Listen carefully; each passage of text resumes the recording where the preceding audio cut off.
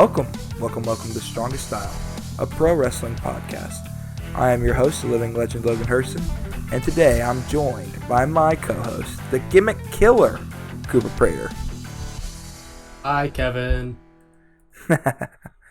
And he is a giant, standing at a whopping 30 feet and 11 inches, the giant Jack Dudley. Hey, Kevin. Hey, Kevin. Welcome back, boys. Me and Cooper had a long and eventful trip together where we did not get on each other's nerves at all to North Carolina this week to go to DPW 4th anniversary. Isn't that right, Cooper? Oh, it was a grand old time. I absolutely loved every single second of the entire 7.5 hours. I mean, that car ride is basically 9 by the end of it for all the Bojangles stops we made. Yeah. The Bojangles. We unfortunately did not get to experience the North Carolina delicacies of sheets. So no. Maybe we'll have to schedule another sojourn up there. Maybe when they come back, you know. Yeah, for the return show. The return. I mean, if they're true wrestling fans, you always yeah. like my goat KJ Muto says, you can always just come back. There's no stopping. Exactly. But yeah, for sure. But we aren't going to talk too much about that on this week's episode because the show hasn't aired yet. The show airs this Sunday on DPW On Demand. We can plug stuff now, and I highly recommend you should give your money to that service. Maybe if you guys give enough of your money, they'll come back. That's what I think. Man, I hope so. As someone who actually has always supported DPW On Demand, I say support the service. But you might see me and Cooper in the second row losing our minds. Well might see Logan and me, yes. We are very... I have a feeling like we are going to be very heavily featured because we made ourselves quite known to the wrestlers of the show. I'm very worried during the women's world title match and the men's world. I feel like we're going to pop up the most. Especially that women's one. Me and you kept jumping on our feet for that one, and we were like the only ones doing it. We were like the only people. Yes. We were hyped. That was the match of the year. But we're not going to talk too much about it. We do have some funny backstage stories that won't reveal much of the card. When we got there, they had posted online that it was no reserved tickets. So even though if you bought VIP tickets because they were all the same price, there was no seat saves. So first 100 people get a badge and you get great seats. So me and Cooper, instead of going to the hotel, went directly to the venue, which I spoiled the surprise for myself when Cooper got off the exit. I said, "Wait, this isn't our exit." He's like, "I don't know what you're talking about." And you're like, "Shut up." I was trying to be a nice friend, do something special for my friend, and then the goddamn North Carolina road signage spoiled it for me. Well, we got there. It was cold. We waited out. We got in, and Cooper got him some wings.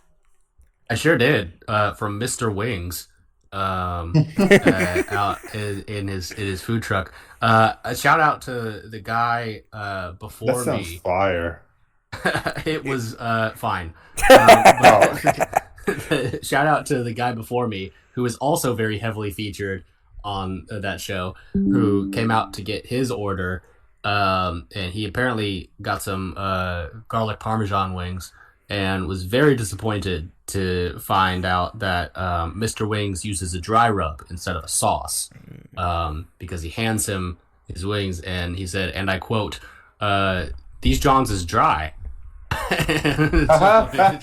Mr. Wings had to tell him what the deal was. So, but I got my lemon pepper. And it was just fine. Was this guy the specific? Was this the? This is the guy that you're thinking. Yes. Okay. Yeah. With the orange out, he's actually right behind me in the photo that was posted. Oh yeah. With the towel and everything. Yeah. You want to talk about most featured guy? That guy is going to be the most featured one. But anyway, we get in there. We got a lanyard. It was very cool. It's a DPW 4th anniversary. It had a picture of all the champions on there. We got to the second row at the very end. Cooper made sure to position himself at the very end where he dapped up almost every single wrestler that came out. Hey, man. You miss 100% of the shots you don't take. I dapped up like a couple wrestlers that I got stuff signed by, and then I missed a dap by someone that will be revealed the next podcast. But anyway, I made up for it. I did get the dap. Yeah. I think it's more in character though for that person to miss the dap up. So that's what I'm telling myself. She could have if she wanted to. You don't have to say that. But yeah, we get in there. It is full mystery vortex style. You will not know the match until it is announced, which led to a very, very fun night. But as we're waiting in line before we got in, Cooper's like, yeah, I was like saying gameplay. Cooper's like, I gotta go to the bathroom, and I was like, okay, we'll get in, get the seats. You know, you go to the bathroom, I'll sit there, and then I'll go get merch or whatever. And some guy's like, oh, you better go pee outside, man. You better go around the building. Just pee around the building. He said there's only one bathroom in that place, and it is all the way in the back and is right by the locker room. He said the men's locker room, but I don't know if there was a women's. I think it was fully integrated because from what I could tell, it was a very big space that was tarped off.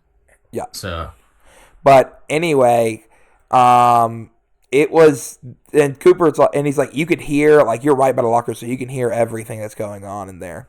So Cooper, I want you to tell me the story about your restroom journey. Well, yeah. So, by the way, it was not as bad as that guy online made it out to be. I am so glad that I did not go take a piss in the woods, because then otherwise I would have missed this wonderful opportunity. Yeah, so it is a little bit in the back of the venue of the Sport HQ where they were running it, and so yeah, there's two bathrooms actually, and so but the you know, you're going one at a time, and so the line takes a little bit to get through, and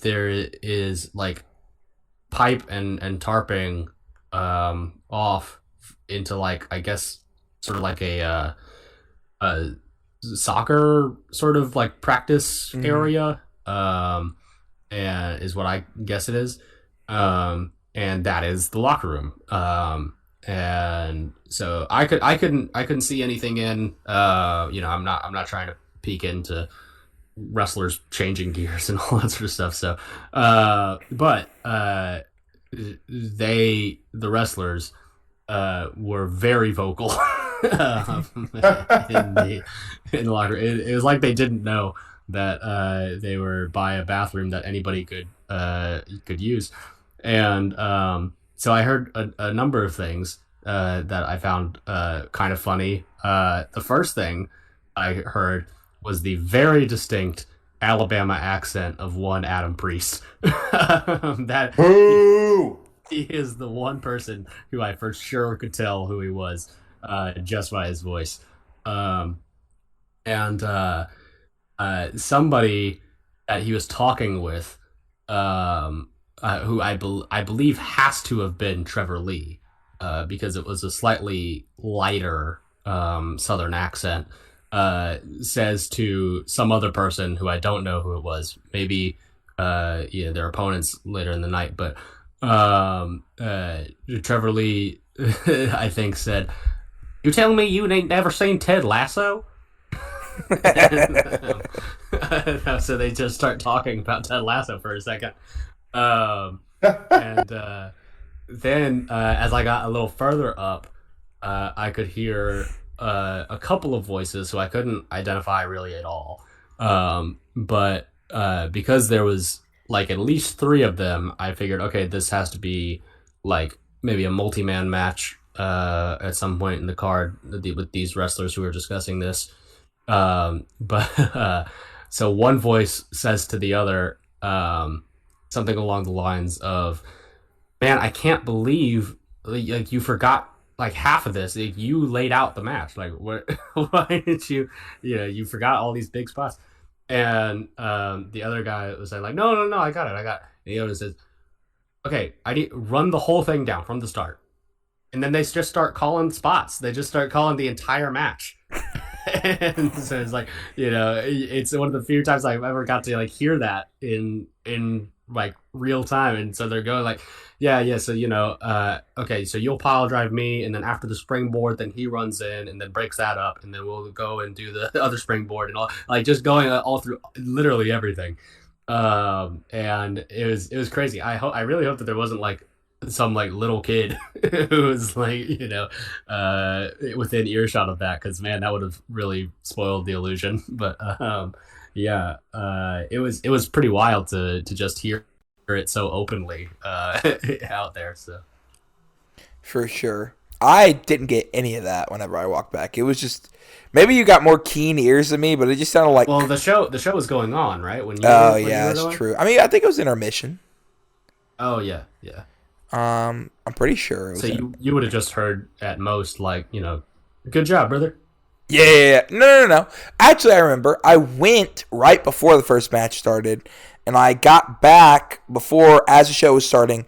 I saw the first entrance of your guy come out, and I saw that from the entrance of the door because I was trying to buy merch. Oh, okay, yeah. But no, it just sounded like commotion. I think it depended when you first got there. It was a lot less people. Yeah. So I did get in early. So yeah. But DPW was great. I cried. I don't know if you cried, Cooper, but I cried, and I'm not ashamed. But I did scream. I did scream, yeah. I cried and sweat at the same time, and it all blended together because it was very hot in that venue by the end of it. We got a professional picture of us done by a guy who's taking like AEW and New Japan pictures, stuff like that. It was pretty cool. That is true. He's got a picture of the IWGP tag titles, bro, on his Instagram. What's this guy's account? Harry, I think it's Harry Aaron. No, it's not right. Something Aaron. I can probably look it up on my Instagram. It is Harry Aaron. Ah. Yeah, because the first picture is Dax, or one of his pinned is Dax, or it used to be. I guess he undid it now. But he had Dax with the IWGP tag titles whenever FTR was holding it. Y'all keep going. This is not what causing the show. What were you gonna say? I'm just trying to find it.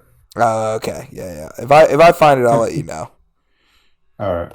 But yeah, that was pretty much it for DPW. I don't think there was anything I could think of story wise. Other than no. I have to say this. I wore the Gabe Sama shirt to DPW because originally I was wear it everywhere. I should not do that. Originally I was going to wear the shirt I'm wearing now because it's orange on it. It's the Fujita G1 shirt, but it was not dry. So I was like, all right, well, guess we're going Gabe Sama. What's crazy is I'm wearing my hoodie over it, and I ended up taking off for most of the show. And like people took pictures where like it seemed like everybody who posted pictures from it were right behind me and Cooper, and me and Cooper were in like every shot online because one of them is like a match picture of like a wrestler, and you just see "excuse me" while the coldest white boy like underneath the wrestler or something like that. But there was somebody else who also wore the Gabe Sama shirt, and there was a wrestler at the show who predominantly wrestles in Japan, not Japanese though, who did like the shirt and said, "Wait, that's Gabe Kidd, right?" It's like, I really like that design and the kimono and stuff like that. And I was like, yeah. So, that's so funny. Was the other guy wearing it John Blood? No, it was not John Blood. I wish I had my hoodie off when because I would have like pointed at the kid because he walked right up to me looking at seats and then just walked back, and I was almost like, wait, stop. Just stop a random person and be like, you have the same shirt as me. Spider-Man. But yeah, I don't think there was anything else too crazy that we can't say spoilers wise. So, we got Bojangles. Yeah, it would kind of be getting into spoiler territory. Yeah, shout out Bojangles. Glad that I Fucking could love finally. Bojangles. Glad that I put Logan on. He was a Bojangles doubter. Nice. Oh, I would Dude, say what? doubter. I've had it one time, and it was like Bro is fire. it was at like a not good place in North Carolina. It was later in the night, and these people. This was not a good Bojangles, let me tell you.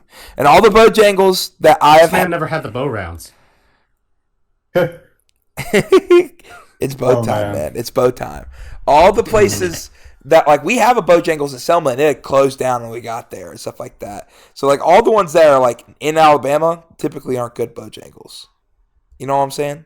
That was a good Bojangles. You're out your mind. You're out your mind. Yeah, I've Bojangles never is good experienced. I was Bojangles. going to say, I haven't found a bad one. Well, maybe I'm tripping. I eat chicken too much, man. That's true. You do work in a chicken restaurant So and have for many years. we had that. We had Cooper's and Kenny Omega's Wendy's. So on the way back, Oh yes. I- Yes, we did. I could not talk Cooper into the Sheets run late at night. He said, "Brother, I am going to sleep."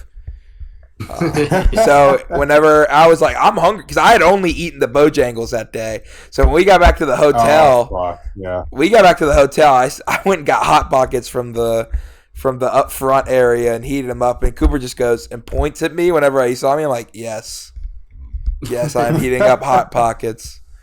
Because Cooper was on vocal rest for like the next 12 hours, which was very funny when we got in the car because he could only like shake his head yes or no. No, I was like the Zodiac. Yeah, the best part about the whole food situation, aside from Mr. Wings, of course, was definitely me walking into the room again after parking the car in the hotel lot and being greeted by the most indecipherable smell that I could ever smell in my life. And so I typed on my phone because at this point I cannot speak whatsoever. And just asking you, why does it smell like bolognese sauce in here? And you just telling me. I said Hot Pocket. Yeah. Well, it was like $4 Hot Pockets or $8 mac and cheese. Those were the options. So I'm like, I'll take the $4 Hot Pockets. I would tear up a couple Hot Pockets. I did tear them up, bro. I mean, I ain't gonna lie, bro. I had that. I got some water. I had some gummy bears from earlier that I never ate. They call that. That's right. They call that the dinner of champions, right there. That's real. No, that's real. Yeah. Yep. Wow. All right. Well, WWE happened this week, guys. What? The I other didn't big know that thing in was wrestling, other than DPW, obviously, Yeah. was Sol Ruka versus Bailey on Saturday night's main event. Yeah, right. Nothing else important happened. I don't know who that. I don't know who Sol Ruka is. I can't tell if you're being sarcastic or not. That was bad. That was dumb. You like That would've smirked worked when you for did me. it. Yeah. No. Obviously, what happened on Saturday was John Cena's retirement match at Saturday night's main event. Regrettably, I think, did watch it with Logan. It was a good time. I don't love supporting the evil, but I needed something to pregame with my friends, and one of my friends was an old WWE fan from when he was younger. I thought, why not try this one out? And I threw down a couple Dr. Peppers watching John Cena versus Gunter Hey. at Saturday night's main event. We don't have to worry about air things if you want to say what you actually threw at, but you know. I drank hard ciders. The 12 Dr. Pepper's deep. You know what's funny? I didn't drink any hard ciders because I'm not a cider boy. I've learned, but Jack's fiance later on in the night, because we did go out afterwards, tried to like chump check me on. I don't know. I was joking about Auburn. I was like, that's what Auburn gets for hiring Hugh Freeze. She's like, you watch WWE? I said, that is the first WWE show I've watched in like a year and a half. She was on your ass. And I about said, that, the only reason I've watched that was because Jack paid for it. I said I support. I'm not. I have Peacock. Yeah, I know. That's what I'm saying. Your parents paid for it. I'm not paying for the network. Somebody paid for Peacock, not me. I watched Community Christmas Special on Peacock last night. It's not just for that. Well, she said, Community Christmas Special is pretty great. What did she said WWE. She tried something else, but I don't remember what I said. Because she tried to check me twice. It was but she's like, God, wow. Know. But it was pretty funny. We watched the show. It sucked. Other than the main event. The main event was good. I'll say this. It was pretty good. Because I was talking to my boss about it, who's like actual WWE fan. And like I'm like, you show me all these interesting matches and then you give them like, there's no time limit on this show. There's no like, it's not on TV. It's not a network show. And you give them like 8 or 9 minutes each. Like you're giving AJ Styles an 8-minute match when you have a 4-match card. Like against Javon Evans and Leon Slater. It just made me mad. Yeah. I mean, the whole way they do their like pay-per-views nowadays is so, exhausting. Yeah. And like, which is weird because there's so little actual wrestling, but it just it just doesn't flow. It just doesn't flow. And I mean, you guys know what I mean. The audience knows what I mean. It's no good. Well, Cena's match was all right. I'll say this. Mm-hmm. It was one of the better parts of his retirement tour, which has been terrible. And it sucked, though, because at the end, instead of letting him talk, Triple H came out after he tapped out, which Based should tap out. Hashtag Big Gunt. Hashtag Old Wash Fools. Fucking pissed, dog. Yeah, that's gonna get this show canceled. I know they are, and I'm so happy to see people mad at Triple H. I love that. What I loved about it is they didn't give Cena a mic, right? So he didn't say anything to the crowd. And they're like, Triple H comes out and he goes, "Here's this video package." And they like had one of those like when you're like watching reality TV shows where they're playing the package and they had the camera of the view of the person, Cooper. And Cena is stone-faced.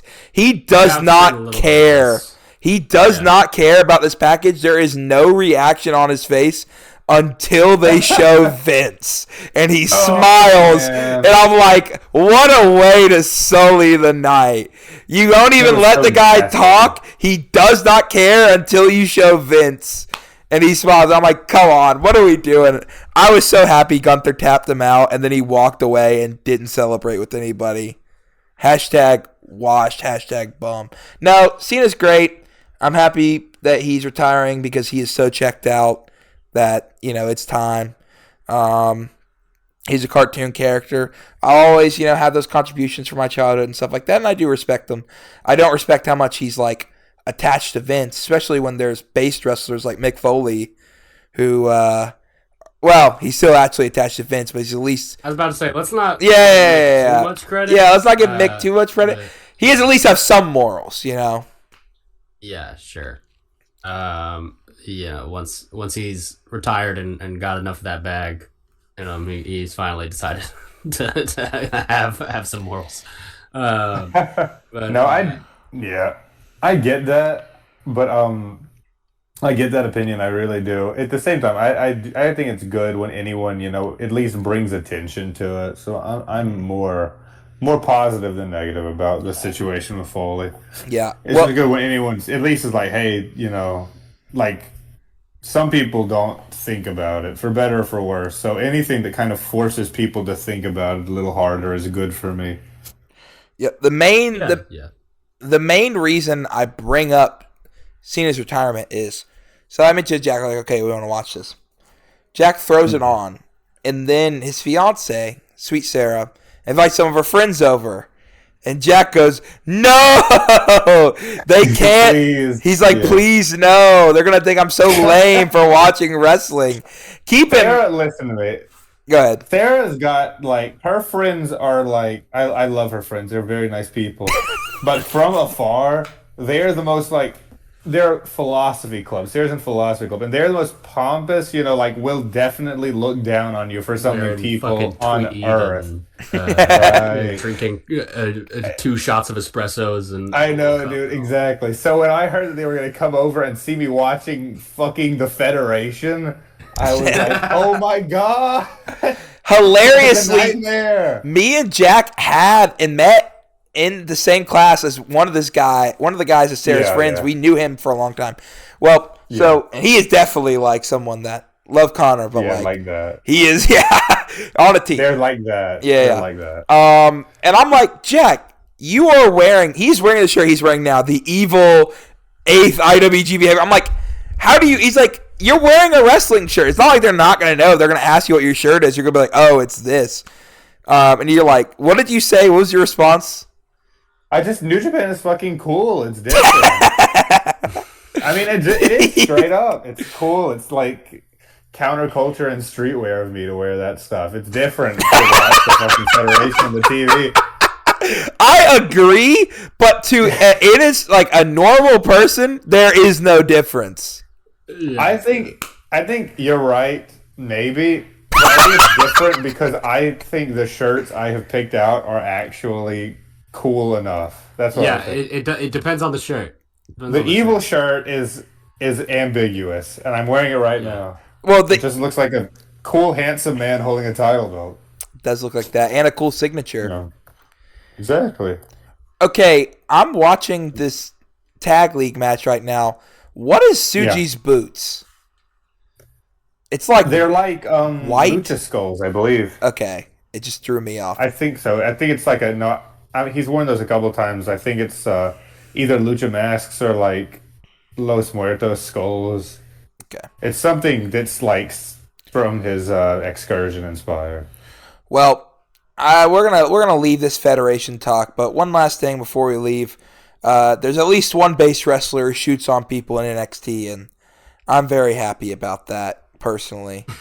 And she's young. We can save her, Cooper.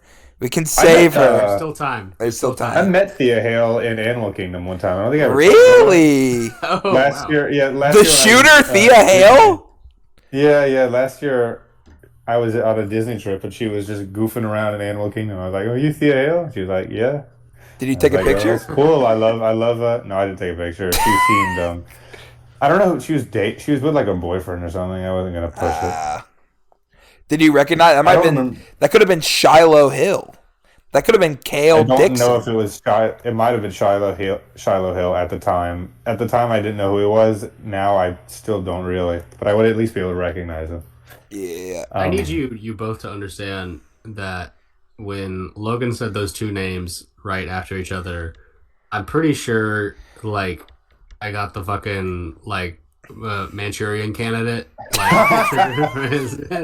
and it took everything in my power not to immediately walk over to his house, like Exactly, how many yeah. hours away, and take him out. that was Oh was my God. awful. That was the worst fucking 2 seconds of my life that I've maybe ever had on this podcast. I don't even remember Christ. what they put. Shiloh Hill, do you Yeah. hear yourself? That guy's on Do you hear NXT, yourself bro. fucking Kale Dixon. He's in Chase U, What are bro. you talking about? He's in the Oh my Chase God. U, bro. I'll kill you. He's Undertaker's Stop protege. talking to me about Shiloh Hill is Undertaker's protege, isn't he? Yeah. I forget what they gave Brogan Finley's name, and I don't even want to remember because I know it's Shillelagh terrible. McShaughnessy. No, it's Right. actually like it's not a what's it called name. It's not just like a normal Irish name. But I It's will. Uriah Connors. That's what it is. Or something. That's not that far off. Yeah, No, you're well, pretty close. yeah, you know what? You were right. Yeah, I think Thea Hale accidentally shooting on Mariah May. I'm not going to use that other name. And winning is the funniest thing that ever happened, especially because she won off of a senton. Oh hell yeah! Yeah, real wrestling's back, brother. Absolutely. And it really, because it's the holidays, it messed up like the next 3 weeks of TV. And then somebody left the taping. I don't know if it was her or not, but like it completely changed the rules of NXT. They're like, nobody is allowed to leave early now because of this situation. They have to actually do their jobs. DAJ, do a job. If this was a shoot, she could win the Royal Rumble. You walk into your little Mickey Mouse world and turn it over. You can tell me. You can ask me to go over the top. You can't tell me. Based. That would be funny if she just comes out one week with like Dan Severn attire. She just steals that gimmick. The Beast theme song. Thea Hale. But yeah, there's your Fed minute. You're not going to get many more of those on this podcast, but I mean, I guess only Cena and Thea Hale could get us to talk about the Federation. Only those two. In that order. Tune in for more Thea Hale updates. We are a Thea Hale FC podcast. Super friend of the show now, by the way, because Jack's met her. That's right. Super friend. That is how it works. I guess so. That is funny. I'm surprised you even knew who she was. You barely watch NXT, Jack. Funnily enough, it was my dad that recognized her, not me. Yeah. So did your dad go to her or did you? No, we both did together, okay. But I didn't recognize her. Dad was like, hey, that's that girl from NXT. I didn't find out who she was really until later on. She was also in Chase U, but that was when Chase U was... I don't know if it was ever good, but it was at least the original, I guess. It was something. It was something. Yeah. They should bring Chase U into New Japan. I feel like that would get over. I thought that was where Okada was going to join. I saw that a few months ago. I kind of want for a bit, like, random AEW wrestlers to just start putting on that hoodie as, like, a joke and posting those images online. I just think the image of people in Chase U is the funniest thing. All right. Anyway, any other news that we missed this week? No, not that I can think of. Well, actually, we can talk about this. I mean, we can talk about this when we switch over to New Japan Talk here in a second, but the show is finally officially sold out as of this week. Oh, that's right. Every seat in the building. How would you spell sold? SOU. There we go. Yes, with the sir. bass thumping in my chest.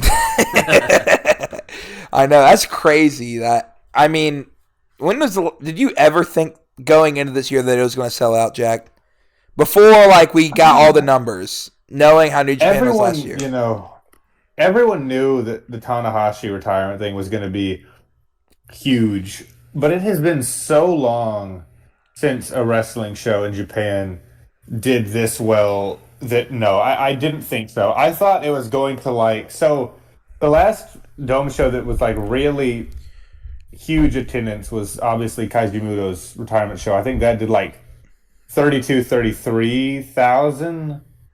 And I thought it was going to get a little bit above that. That was my best guess, was like hitting upper 30s. That's what I thought. Expected, the show to sell out with 48 to like 51,000, I think is what people are projecting that sellout is going to be. And I mean, that is unheard of, in all of modern New Japan. The highest they did during their golden age was 40,000. It's really unbelievable. It cements Tanahashi as, really like one of the most amazing draws in wrestling history, because he will always be, he'll hang his hat on the fact that he sold out the Tokyo Dome, which is like, a thing only a few people have ever really truly done. Not only selling it out, but selling it out now of all times, when it's been so hard. When wrestling is a little bit down, and Japan, especially is seeing like, they just haven't really been able to get these new stars totally over. They've been dealing with all these losses, and obviously Okada's back for this one night, but it's still true, Naito's not there. Omega didn't pull up. It's house sold on Tanahashi and a little bit on Okada and a little bit on Saya Kamitani, maybe the Tokyo Sports and Aaron Wolf. Let's not downplay that at all. Yeah, Saya and Aaron Wolf there too. So there are big popular names right now on the card. The big baby. Yeah, Big Baby's there. Gene Blaster's there. Show might have had a hand in it too. He made it on the card. No, for real though. It's pretty amazing. I could not be more excited for this show. And tickets. I don't want to talk too analytical, but it was said on by Meltzer and other people who know these sorts of things. Like AEW's obviously had these couple giant stadium shows, but New Japan really hiked up the ticket prices to a pretty wild level for this show and still sold it out. So I believe this is the biggest non WWE wrestling gate in still many years since back in pre WCW WCW times. So it's just something to think about. Yeah. Do we want to move on then to Tag League finals for this week? Let's do. I want to do Tag League finals around the time we do Tana and Okada. I think we should move to AEW. Also, okay. I'm watching the Tag League finals now, so if we delay it a little bit, I might be able to. Finish the match. Yeah, so let's talk about the C2 then. Like a true podcaster, I'm watching while I'm podcasting. Absolutely. Degenerate. I did watch the rest of this finals, by the way, live with Jack, and then I was like, bro, I was fading in and out. But the one match I was dialed in, that House of Torture 6-man, you know what I'm saying? Yeah. That was fire, yeah. But yeah, the C2 AEW Dynamite Winter is coming. Yes, sir. The House of the Dragons tie-in that no longer is tied into the House of the Dragons. Well, barely even House of the Dragon tie-in, because the real House of the Dragon tie-in, I believe, is just called House of the Dragon, and that doesn't exist anymore. Wait, did they just call it Winter is Coming? But it was something with Game of Thrones, Winter right? is Coming came before that. And, yeah, sure. Winter is Coming was just what they call it, just because that's pop culture now. Yeah, just because it wasn't like a Game of Thrones reference. Okay. But Game of Thrones had ended at the time. But yeah, so it is a weird holdover from 2019. Like Fyter Fest. Yeah, exactly like Fyter Fest.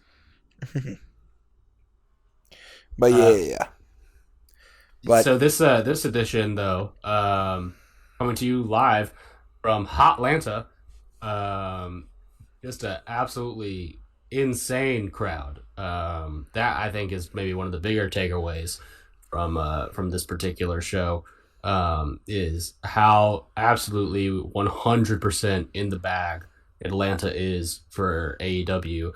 And I can at least semi-confirm this because I did go to the last Atlanta show before this that they did, which was in the same venue, and the crowd was just absolutely electric for that show too, pretty much the whole way through. And it is the AEW, I think, really suffers sometimes from where they choose to go. Sometimes they really do seem to stick to places that do not have much of an interest in wrestling at all, really. Not just AEW, but I think they're just not big wrestling towns. Or they will stay too long in some place, when they're doing the residency or doing the loop or something like that. So, and so when you, but I think they've just overplayed certain markets, and the South, generally speaking, for being a company based in Florida, is not really a market that they've tapped into all that much. And I would absolutely love to see them come back down around our way some more. And the rumor coming out of this show, to skip to the very, very end, is that apparently one Edward Kingston is apparently going to petition to get Atlanta a pay-per-view, which I would not hold my breath for in the near future, but would be exciting, I think. And if it does happen, I am 1000% guaranteed to be in that building. So I hope it happens sooner rather than later. But Yeah, so to get to the show though, before we get into the Continental Classic, there was another tournament going on in AEW, if you will recall. One that I have been kind of hot or cold on.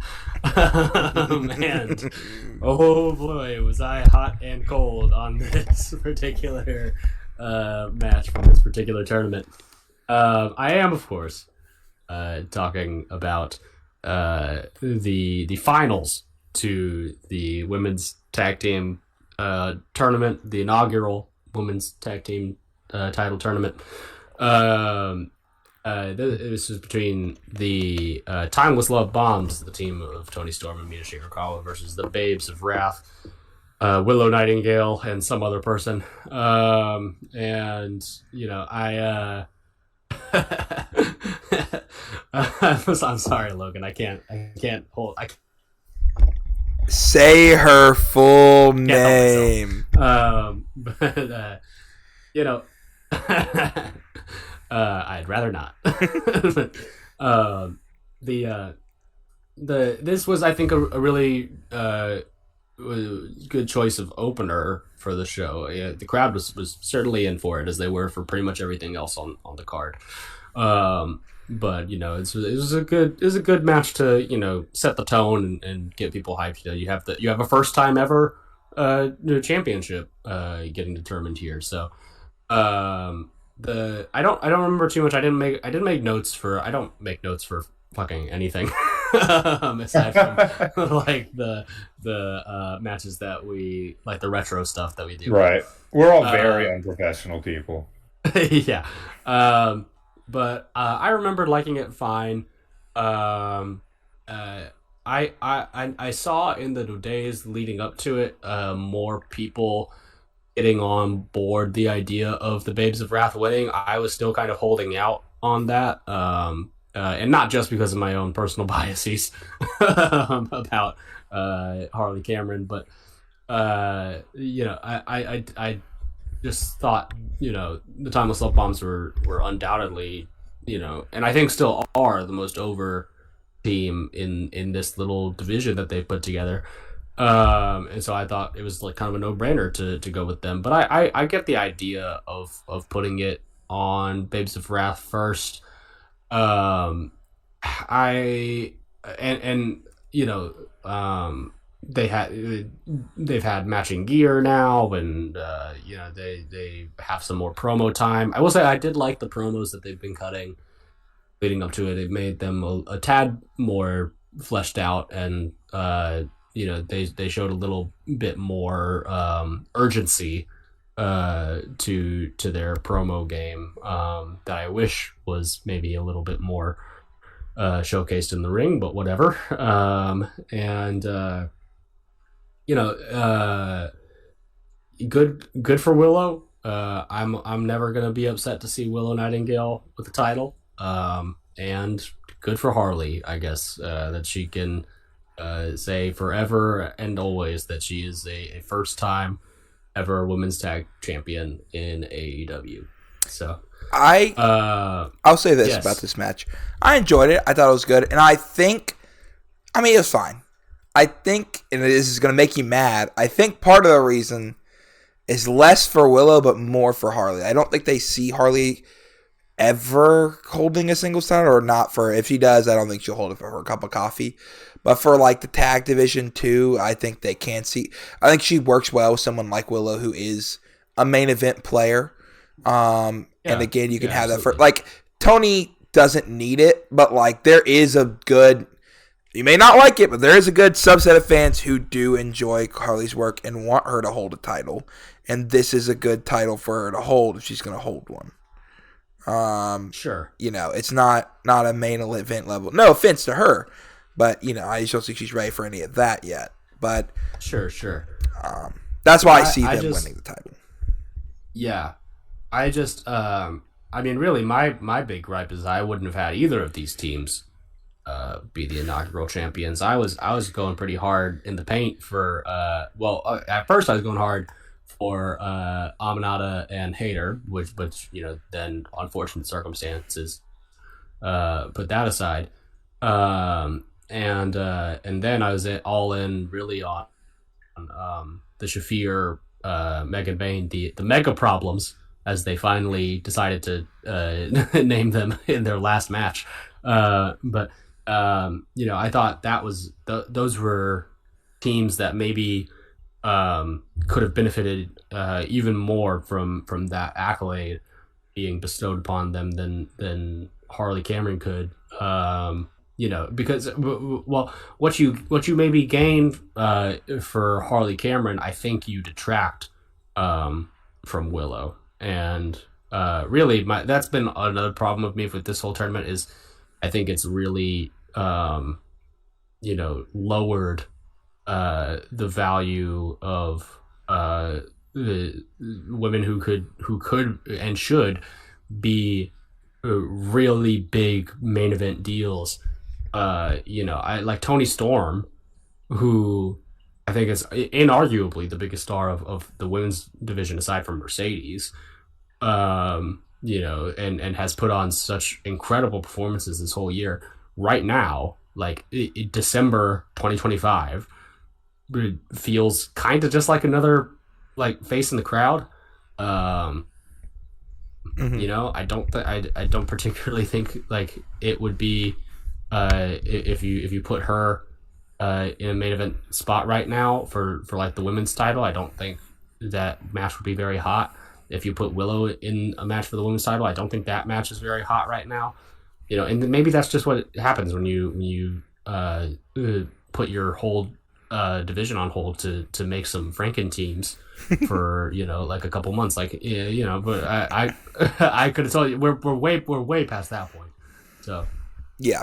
Anyways, I'm enough bitching from me about stuff that cannot be changed. But hey, John Moxley cuts a pretty good promo, doesn't he?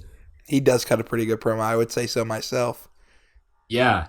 I really dug this little Death Riders free tape that they had here. He's talking about his standing in the Continental Classic and how his back's against the wall while his back is literally against a wall, and then he pushes himself up. It was pretty good. But then Daniel Garcia had to get a word in, and I don't know.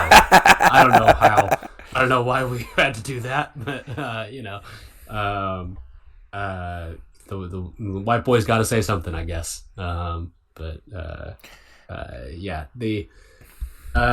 led into, though, our first Continental Classic match of the show, which is between the greatest tournament wrestler of all time. Jack, I don't know if you know this.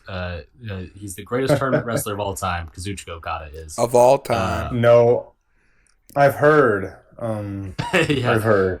Well, he won those little G1s, and then he won the Continental Classic, which is really what pushed it over the edge. Oh man. So, you better be careful, Cooper. Jack's about to turn into the start of the year 2025 Gabe Kidd on your tail right now if you keep talking like that. Oh no, not the Cobra twists. Man, I was Shindio! I am Oh man. But he's taken on the debuting in the Continental Classic, Jungle Jack Perry, who is obviously the sub in for the injured Darby Allin. I saw some people losing their minds over this match, and I just think we maybe need to turn down the temperature a little bit with Jungle Jack. I think people are just seeing some flips, and they're getting nostalgic for Jurassic, which I get. I think he's good in Jurassic Express. I like the little revitalized tag team thing there. His singles stuff, I'm still not sure, but whatever. Okada fucking sent this young boy back where he belongs in pretty short order. I will say it looked Jungle Jack did kind of fuck up his ankle a little bit, I think, on that the like opening tope that he did through the ropes, and I don't know if it was a shoot or not. I thought maybe they were going to try to play into it a little bit more, but then they kind of didn't. So I think maybe he just did sort of tweak something, which would be real bad if the sub in for the injured guy got injured on the first match. But I think you're a hater, and I think Yeah, you you're have so much hate in your heart because you saw the scapegoat and the dome, and that tell about it, Logan. Tell you about it. can't accept that this was a pretty I dang can good just match. see the scapegoat in the dome, Logan. Yeah, saw but hey, The oh, first fucking match of the year. this In isn't person. the scapegoat. This is That's actually a good point. This That's is a good Jungle. point. This is a new wrestler, Cooper. Different Fresh guy. on your eyes. This is not Jungle Boy. This isn't the scapegoat. This is Jungle Jack Perry. And let me tell you, Cooper, this is a pretty dang good match in my book. Maybe I'm sipping the Kool-Aid, as you might say, but I thought Jack had a great showing here. Would I say match of the year? No. But I would say, give it a little bit more time. It was borderline. I wouldn't say short order. What, they went like 12 minutes? That's half of the time of the C2 matches. yeah. Short order is sub 10. Like, come on now. He was Okay. giving Okada the work. Yeah, but it comes with the middle finger. It comes with the drop kick. And it comes with the... yeah. No. I enjoyed this. And afterwards, Don Callis tried to recruit the new Jungle Jack Perry. He's never That's seen right. this before. I did like that. I like that a lot. that Don Callis is so horny for any Young wrestler. young wrestler that shows an inch of promise that he immediately goes up to Jack Perry. Hey, you want to join the Don Callis family? Not only that, but he's like, I'll give you like $333,000 right now to join my faction. I'll give you the Young Buck share. Yeah, that was fun. But Jack very quickly turned that down and started getting in a little altercation with the Don Callis family. A 1v7 altercation, by the way. That is true. Yeah, it was not particularly close. But who came out to help? It was the Bucks. Or I believe it was Luchasaurus, then the Bucks, right? Oh yeah, Luchasaurus, then the Bucks, and I guess that was it. Yeah, I think that was it. I don't think Kenny came out in this segment. Yeah, he was busy at home in the great state of North Carolina. He was not at home, brother. He was in Atlanta. What? Oh, what was he doing? When did he come out on the show? He was eating catering. Okay, yeah. He was in a backstage segment. That's why I was saying that. Okay, yeah. I didn't realize, but then speaking of backstage segments, we got from in the segment right after, Renee Paquette got Eddie Kingston down for a moment, and I was a little worried about this one because Eddie in his pre-match promos as of late has wanted to consistently rush through them and get into the ring and then go home. It has been kind of the gist of a lot of Eddie's pre-match promos lately, but he actually I like to say he's like, I respect you, Renee, and so I'm going to give you the time. And he cut, I think, a really nice little, introspective sort of promo. He talks about how he's been thinking today about that it would have been or it was the 50th anniversary of Terry Funk winning the world championship, and that he just wants to do well for Terry and do well for his mom and his dad and everybody that is rooting for him. And then he calls out Joe, he calls out Hook, and lets him know that he's not going to go easy on him.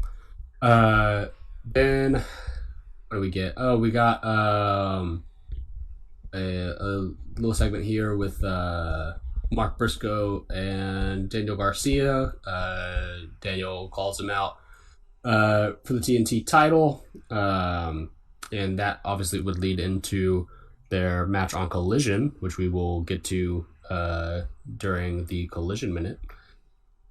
I didn't really. I don't remember what they said to each other. I'll be honest. I kind of, when Daniel Garcia says words, I kind of go into a different zone for a second. I'll say this. Yeah. I had to watch a lot of wrestling this week, so this was my +10 moment of the night. Where I skipped ahead. No offense. I know we're getting the match. I don't care for the promos. I haven't seen anything too crazy on Twitter about it. Love Mark Briscoe. I like Danny, but look, I'm sorry. Yeah. Then we got into a really good match. This was the long-awaited return of Swerve Strickland to in-ring competition. Well, I say in-ring competition. A lot of this was not in the ring. But this was the Tornado Tag match between the Chain Brothers, Swerve Strickland and Hangman Page. Chain Gang. Versus Powerhouse Hobbs and Katsuyori Shibata. I thought this was a whole lot of fun. I really dug this. And the Swerve coming out with the staple gun, immediately just stapling Ops Dojo members left and right, and just sending them flying. They take things out into the concourse, into the concession area. Swerve and I think Shibata are decking it out by the merch table. I think at one point Swerve gets sent through a merch table. Meanwhile, Page and Hobbs are going out to concessions, and at one point, after Hangman puts the boots to Hobbs, he gets the bartender to give him a beer afterwards. Yes. And sits up on the bar and takes a swig of the beer. That was super cool. But yeah, I mean, this is that kind of big chaotic AEW brawl that I'm a big fan of. I really like when they use the whole arena and it makes it feel very alive. And I would love to be there for one of these things. And that kind of made me a little wistful. But yeah, once things do get back into the ring, it's pretty even between the two of these. I mean, Hobbs and Shibata take control for a large part of it, but mostly working on I think it's interesting we have this new element of Swerve's legs that people are working on, because obviously he had that meniscus tear that he's coming back from, but then the power of friendship and conquers all, and they get buckshots and all that sort of stuff, and then you're this thrown together team of Swerve and Hangman get the win. So I as somebody who's kind of hesitant about putting Swerve and Hangman back together so soon, I did really dig this, and I like their interactions together. I think that this could be something really fun if they want to keep playing it out. I know that they have, I think, already announced that they will be competing against each other at World's End for the world title in a triple threat with Joe, which is all well and makes plenty of sense to me too. But if we want to at some point take things back down the line a little bit and see some more tag action from these two, I would not at all be upset about that. So, and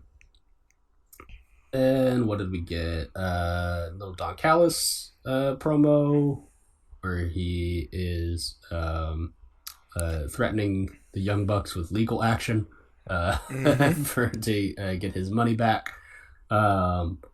Then some was he challenged him, Big right? Stoke.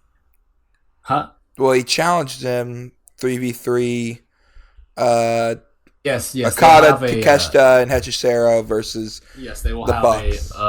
a money match on Dynamite tonight. I believe next week's Dynamite or this Dynamite tonight's Dynamite. I think Dynamite tonight. Dynamite's Yes. tonight. Yes, and speaking of tonight's Dynamite, then the next segment also is Big Stoke calling out the Bang Bang Gang and making sure that they will get their shot at FTR's tag titles. So who knows how that turned out. But then, okay, finally, the big guns here. We get the next match in the Continental Classic.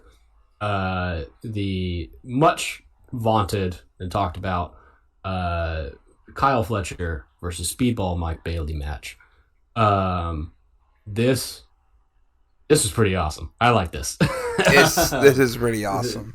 Yeah, surprise. I will say I am not like as all about it as a lot of people are. It's probably a match of the year for me. But kind of just my one sort of thing about it is I think that it felt a little bit like towards the end that they were working to the time, which is not something that would upset me regularly and doesn't really upset me too bad, but in contrast with another match on my favorite show, Collision, it will become, I think, maybe a little more apparent why I'm not big on.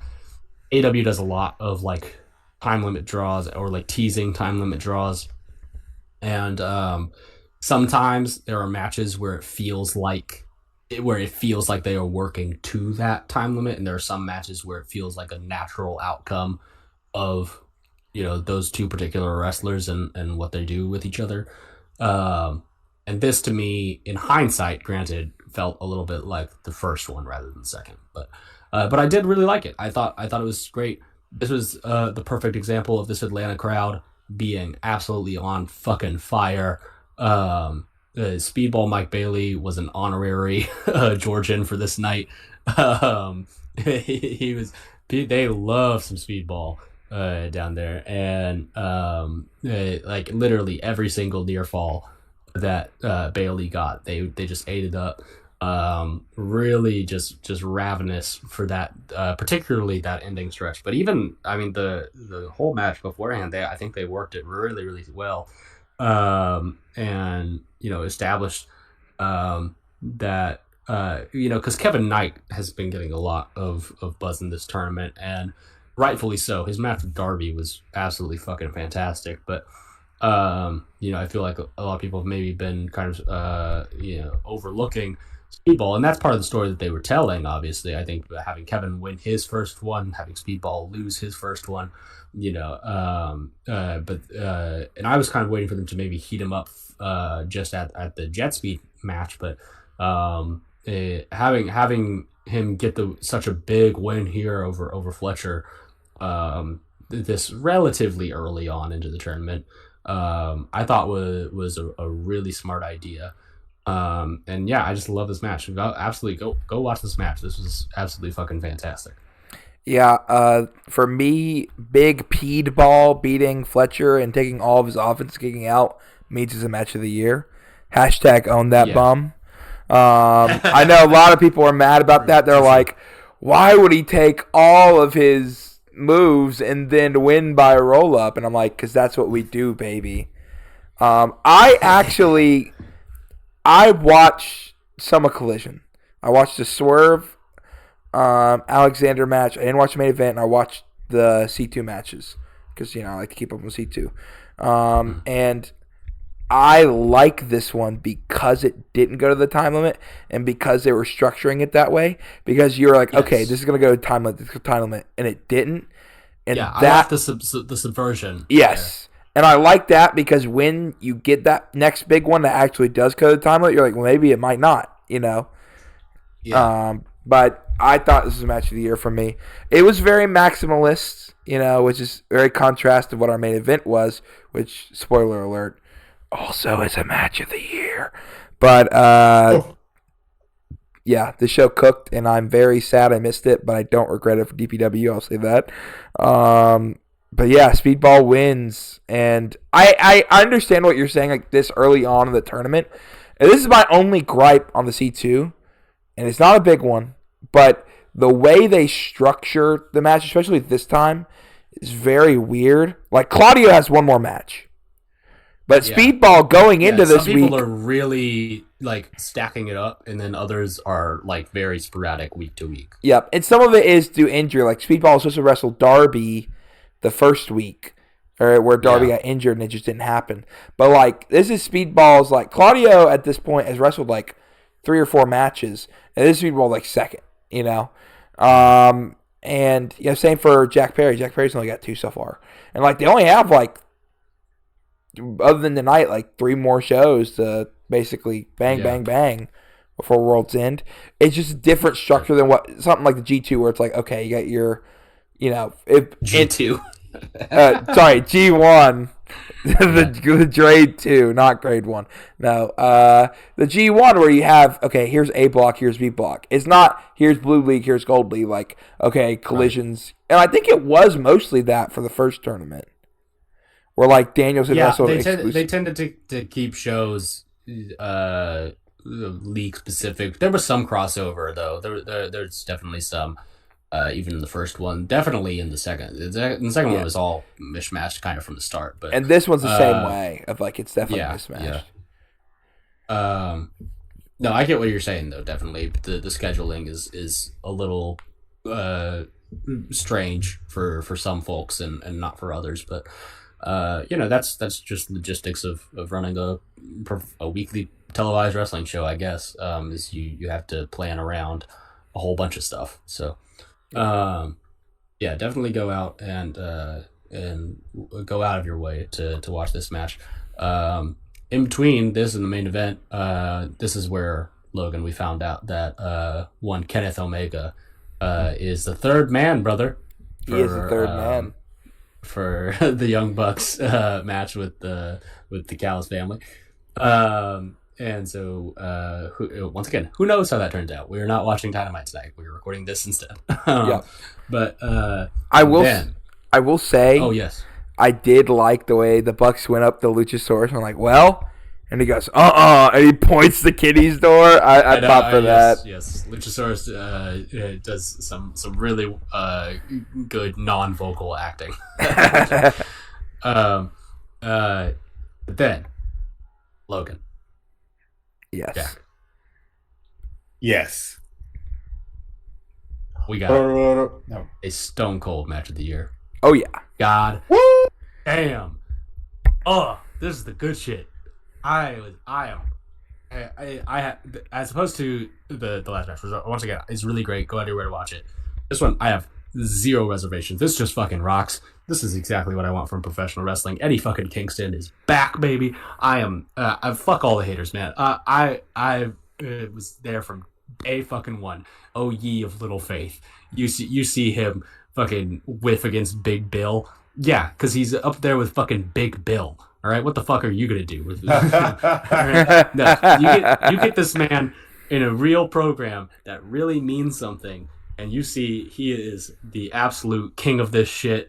God, I was up out of my seat for this. And it's classic stuff too. It's so classic. I mean, I talked about Eddie had a match on the Ring of Honor show before this against Josh Woods, and I thought I'd said on this show that that was the best Eddie match of his return so far, and I stood by that because the structure of the match is the classic Eddie match.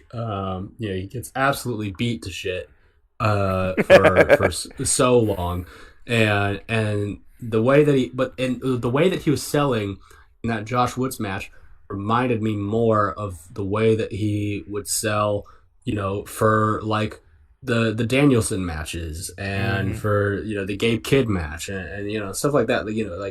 it's beaten down and tired, yes, but there's always this fire in his eyes, and when the camera gets up on his eyes, you just see, this will to go on. That it's an intangible thing, and I'm sure like if I had the video here, I could like point to you the example, but I don't, so you'll just have to take my word for it. But man, it felt really special, and that's exactly what this match was. There were so many moments in this match where Eddie just does the littlest things, just a slight tilt of his body, or a particular way of falling down, that it gets the crowd so incredibly behind him. And I mean, that's the secret formula, man. Like, that's what this wrestling thing's all about. And Joe, for his part, also, by the way, plays his role to perfection here. Comes across like an absolute killer, like a guy who is just been on a mission to shut this bum up, once and for all, and be done with it, right? But and here's the great thing: when Eddie gets his comeback in, there's a real look of concern on Joe's face. There is a moment there where it really looks like, oh shit, maybe I overstepped. And that is the comeback in the moment that I feel like a lot of people were waiting for with these Eddie matches. And just the idea that yes, he came up short this time, but he had him. He absolutely 100% had him. And if just one thing went differently, Eddie Kingston would be your AEW World Champion. And that's, look, companies have been doing this since the territory days. Ric Flair would come in, he'd beat the fuck out of your hometown guy, but then your hometown guy would, for a second, fucking have Ric Flair down, and just maybe he would, like that's oh man, I absolutely love this. This was it was like elemental wrestling. Like old as the hills, but yet just it feels brand new to me. This reinvigorated me, man. I love this. I'm sorry, I'm gonna move on in just a second. You're good, man. You guys have some time to talk about this. Maybe I don't know if you watched this, Jack, but Logan, I know you didn't. Sorry. This rocks, bro. I mean, I don't know. The strike exchanges between the two. I mean, like they posted the clip. Oh, the strike exchange. Oh my gosh, bro. I mean, this is what you want. It was everything you were expecting more. And, like, I think, again, Joe is the perfect opponent for Eddie, especially during this time. Where, like, again, and what I don't think a lot of people get, and why I think part of the reason some of this hasn't clicked is, yes, the Big Bill thing, whatever. Big Bill's a tall guy. Sometimes finishes are clunky and stuff like that, and getting him down for stuff. Like, you're not going to be able to, what you're going to do, jump up and hit him with a Uranage? Come on, bro. Right. But, like, this is why I love AEW going from, and, like, for some people may not, like, a tonal whiplash of, like, Fletcher Speedball to this. But this is that classic, like, sometimes you don't have to do the moves, man. You just have to make everything look snug and look hard and look like it hurts and sell. And like, oh, it was just, and I love the finish too of him going for it and just right into the Coquina clutch. It's like, just get stuffed. Yep. Oh, yeah. Brutal. And I really hope, I saw they did a promo with Eddie where he's like, I'm seeing whoever's next for the title. And I really hope that we do get just, I don't care about the reign, but he needs the moment. I need him to hold that title one time, and it needs to happen within next year because we don't have that much longer on Mr. Kingston's career. And if you don't do it, Tony, I will send a very mean-worded letter to the Jags office. That's my Here's threat. Even if he doesn't, right, which is a very real possibility that he just doesn't. Right? Yeah. I mean, like, Eddie Kingston and what he brings is so unique, not just in this company, in the landscape of professional wrestling as a whole right now, that I think you need to keep him as a featured player on your show, regardless of what spot you put him in. If he has a title or not, I don't care. But what I do care about is him being featured regularly in programs that I care about, where he gets something to sink his teeth into, right? Because that's another issue. And, just, man, like, I cannot have another 2 months of Eddie talking about wanting to get to the hotel. I can't have that. I need this on a regular basis, please and thank you.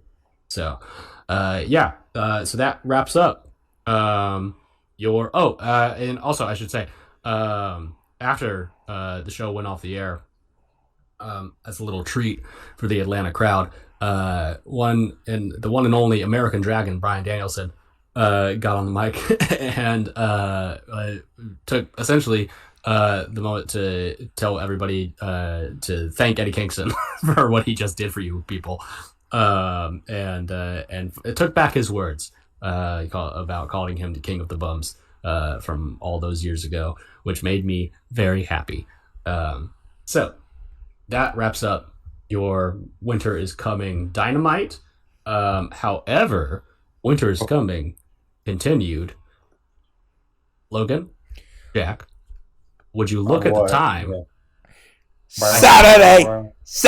It's the Collision Minute. Saturday! Oh, Saturday! With the Saturday theme, at least in the arena. Saturday.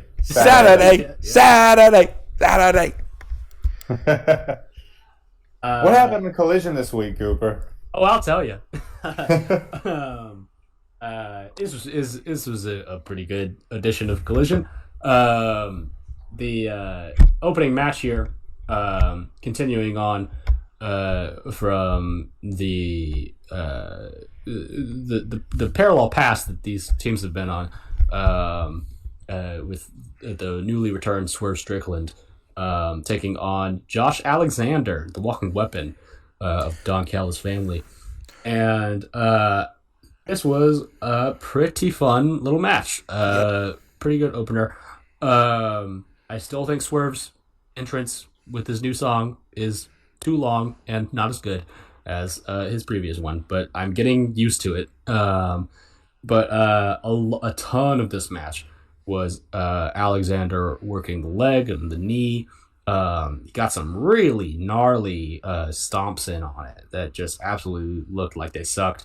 At one point, he suplexes. He vertically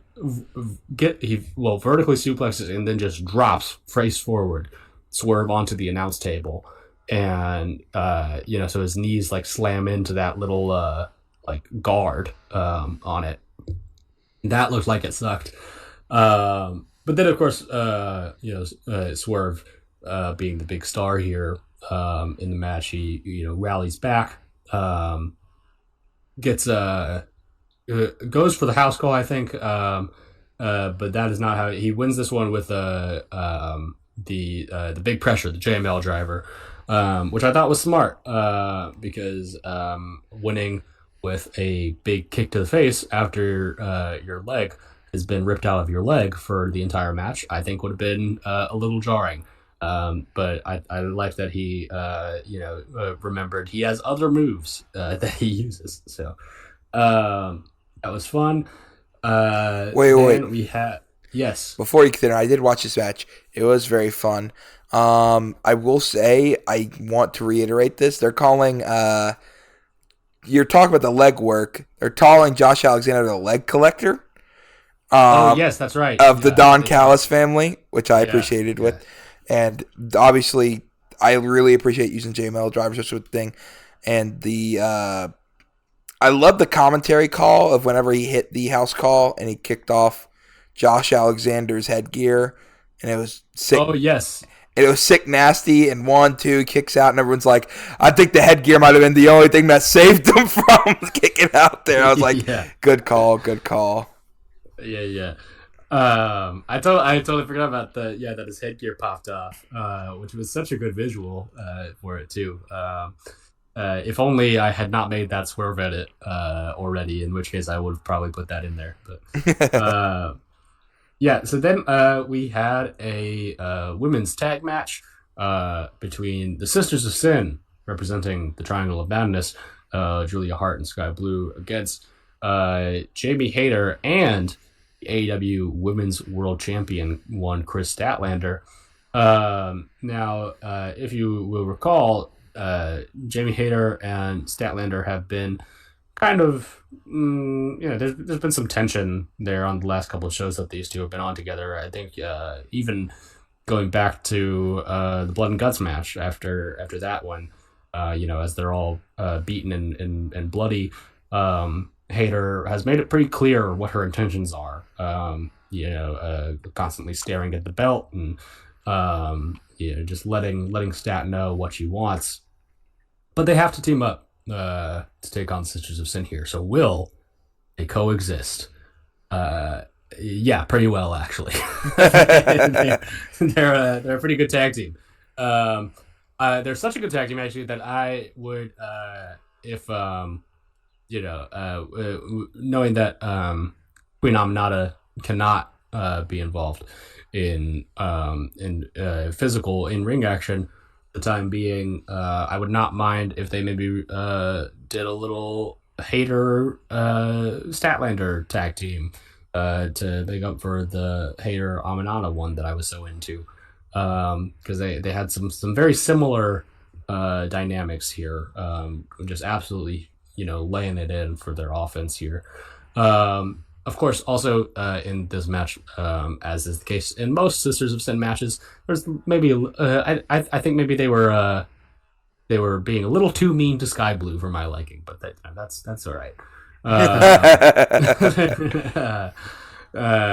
It was of course the Julia Hart to take the Haterade and then the pin for this match, and then we get fairly quickly after, I think like in the next break, Stat and Hayter are just yelling at each other back and forth, and then the match is officially made for World's End for the AEW Women's World Title, Statlander versus Hayter, which is sure to be hard hitting if nothing else. So I have some stuff to say about this match. Well, not the match. Because I didn't get to watch it. Specifically, the After Stage segment, which I did watch. Stuff I did watch the match, it made me want to go back and watch it. Because, Sisters of Sin are great. And, yeah. Hayter with anybody is great. So, because Hayter's awesome. Yeah. I think AEW should, and I hopefully think they will. This will be the first of many chapters in Statlander versus Hayter, I think, over the next year. I think Hayter's in the middle of, pretty much turning heel, wouldn't you say? Would you think? It seems like she's definitely getting that back to that tweener, at least, of what she used to be. Yeah. She's been a lot more aggressive lately. So yeah, I would like to maybe see it turn into a more tweener direction. I think this is the first match with Stat winning, and I definitely think you can do a second to a possibly third match, depending on when you do that Hayter turn. Because the thing about Hayter is, she's basically been completely overlooked since she's came back. She's basically been walked over by multiple people, or people have jumped the line or stuff like that. She really hasn't gotten much of a... I don't even think she has gotten a women's title opportunity, has she? That I can think of. She was in the Owen. She was in the Owen, but that's the only thing I can think of. And, I think... she is so good and has been kind of almost lost in the shuffle over this last year of the return that, I really want Tony to build her up. Remind her of, this person that the fans clamored for her to win this belt so much that they got her to win the belt. That was so, good that she was main eventing dynamites and stuff like that. But Oh yeah. that's what I'm hoping, especially with like two completely homegrown talent. Well, you could say Hayter wasn't technically, she was in Stardom, but like she really became her own in AEW. I think they should really run with a feud between these two, going from World's End to at least Revolution. So Yeah, that'd be cool. Absolutely. So then we continue on with the Continental Classic, where the Alpha Big Baby Inosuke Takeshita. Oh Christ! I was at B Dubs. I was at B Dubs with Sarah earlier for dinner today, and she pointed at the TV at one point. And she was like, "Is that Takeshita?" And it was. What was he on at the B-Dubs? He was just on an ad for Christmas, whatever it was, like Christmas Collision. The holiday bash. I was like, yeah, holiday bash. Yeah. And she was like, "Oh Big man, I hope he loses." And I was like, "That's right." No, no. Why would you? Why would you get her to turn on the Big Baby? There's something wrong with you, Jack. That man's. We'll get to it later. That man's the biggest star in all of professional wrestling right now. He has 2 contracts. All right, you put some respect on his name. But yeah, Big U Baby took on Claudio Castagnoli. Death Riders. Oh man. Hey man, take it up with Yuka Sakazaki, not me. All right. Okay. But this ruled. This is the best match on the show. This is up there for some of the best matches in the tournament so far. I really dug this. And yeah, Logan, you were saying about them teasing the time limit draw for Speedball and Fletcher, and then actually doing it here, being really smart. I do agree with that. But this, I think, even aside from that, the action beforehand, it felt very natural and did not, to me, telegraph a time limit draw finish in quite the same way that a lot of the other long back and forth AEW matches sometimes do. Osprey. But no, this one I think absolutely, this felt like the right decision. These two, especially towards the end when they start really throwing the bombs, I mean that's so just such an easy way to get me into it. I was so locked in. The real spot of the night for me came towards the very, very end, and where Takeshita is trying to get Claudio up for Raging Fire, and then Claudio basically fucking turns it around on him, lifts Takeshita up, snatches him basically out of the air, and is grabbing him by his leg, and hits pretty much a deadlift hanging neutralizer. It looked so weird, but also just so gnarly. It's just all limbs flying everywhere. So I also like how they are making the time calls more consistent here. I think they did a halfway for 15 or maybe 10 minutes remaining, then 5 minutes remaining, 1 minute remaining, 30 seconds. I think making those more frequent can help with the tension in these matches. I am always a fan of that in pretty much any promotion. So then we got a promo with both members of Jet Speed talking to each other, and I just need to say the promos themselves are fine, but this was by far the most Quebecois that Mike Bailey has ever sounded to me. It's weird. I know that he is, but I don't really hear it all that often. It was full on here. He's going, "I need to beat you, Kevin. Like, it's very, very much laying it on there. So, that's fine. I'm a fan of different accents in my wrestling. We had a tag team championship celebration with the Babes of Wrath coming out with their new belts. Willow talks a lot about how the last time they were in Cardiff that they fought each other. Willow and Harley did, and that Harley always gets back up, and that's why they're big friends now and all that sort of stuff. Good for them. Whatever. Then the Timeless Love Bombs come out, and it's very cordial, but they did very much want to make a point that they did give them a fight to remember, as the Timeless Love Bombs wanted, that if they want to go again, it's up there.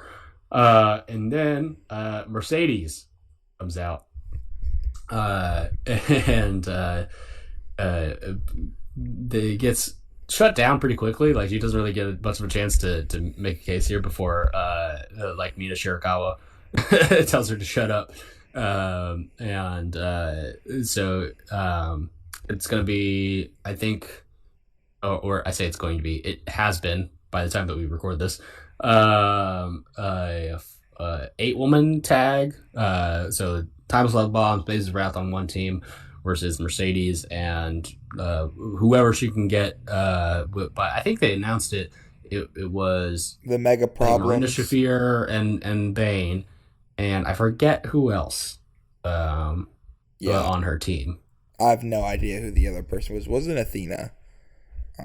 No, but yeah, I don't know. But the point of the Babes of Wrath and the Time of Love Bomb, like, they're friends, but Mercedes doesn't have any friends, so she just has to hire out for it. Then we got this absolutely killer jet speed match. This was definitely my second favorite match of the show. Probably one of my more hyped matches going into the Continental Classic. Once they announced the blocks, Speedball and Kevin. I mean, it's not really a surprise they've been teaming together for so long, but they have really great chemistry. As opponents as well. There's the rising momentum of Kevin that he's gotten through pretty much this whole tournament, and Speedball trying his best to catch up, made for some really good moments here. I particularly was a big fan of the Ultimate Weapon that Speedball hit on the apron. There's that moment where they are both about to hit like dueling springboards, and they're across from each other, and Kevin's like, "Oh, you want to do it this way? All right, let's go." And then they kind of, it's a cool shoot first sort of thing. But yeah, ultimately, Speedball would get his knees up for the UFO splash and all that sort of thing. And eventually, Speedball gets Kevin up for the Rubik's Cube up on the turnbuckle, which is not a move that I have seen in forever. Logan? That is not the Rubik's Cube, brother. That's what AEW has it listed as. That's not what Speedball calls it. And if you followed Mr. P-Ball on the Indies, you would know that is the Flamingo Driver, brother. It is also the Rubik's Cube. But fucking nerd. Yeah, whatever. That is what the man calls his move. That's like calling the Gene Blast a spear. This motherfucker watches wrestling. We watch wrestling. That's the name of the show. That's the name of the show. It's MDK, and we watch wrestling all freaking day. We should get Nick on. We should see how he's doing. We should just pay for another cameo. Yeah. But no, everything ended cool though. No bad blood between Jet Speed members, which is for the best. I don't want them to break up just yet. But yeah, I thought this was an interesting chapter in their team. Mm-hmm. Logan, I agree. I thought this match was great. I need to rewatch it before I think I put it on the match of the year list or not. I really like Speedball breaking out the Flamingo Driver. I think that's an awesome finisher. It's not something you can necessarily hit on everyone, so I understand why he doesn't do it. And he also trusts someone like Night before. I also like this match and in the Fletcher match. It's one thing AEW does well is bringing back old history of like Speedball and Fletcher's match in Rev Pro, and then of course Knight and Speedball's match in Best of Super Juniors. So talking about how Speedball has won all of those things, and he's kind of, I think that'll be interesting for, again, down the line if we do see a breakup. Like, Kevin Knight still hasn't beat Speedball, you know? And he will one day, but, like, that day's not today. There's still, again, a lot of people are so high on Knight they forget, like, Speedball's one of the best wrestlers in the world, too, guys. Great. And he's, you know, like, he is the man kind of thing. I saw him in Atlanta, Georgia at a GCW show, and they were chanting at him like he was Goldberg. Like, that is the man right there. I really hope we come out of the C2 and we really get a renewed push for Speedball for those tag team titles. I think especially like FTR gets Bang Bang Gang here. They'll probably have the Cope Christian match again. Maybe a rematch with Bandito. They may lose it there, but like I think Jet Speed has to be the people they drop the title to.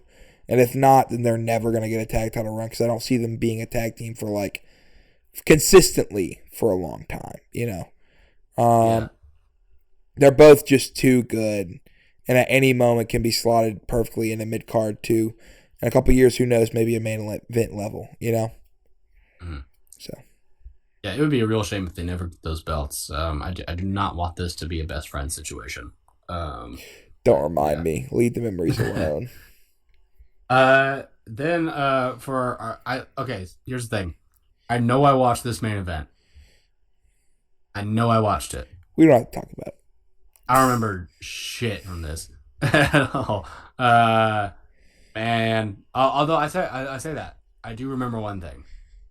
That was that somehow, some way, Daniel Garcia got even worse gear than he said.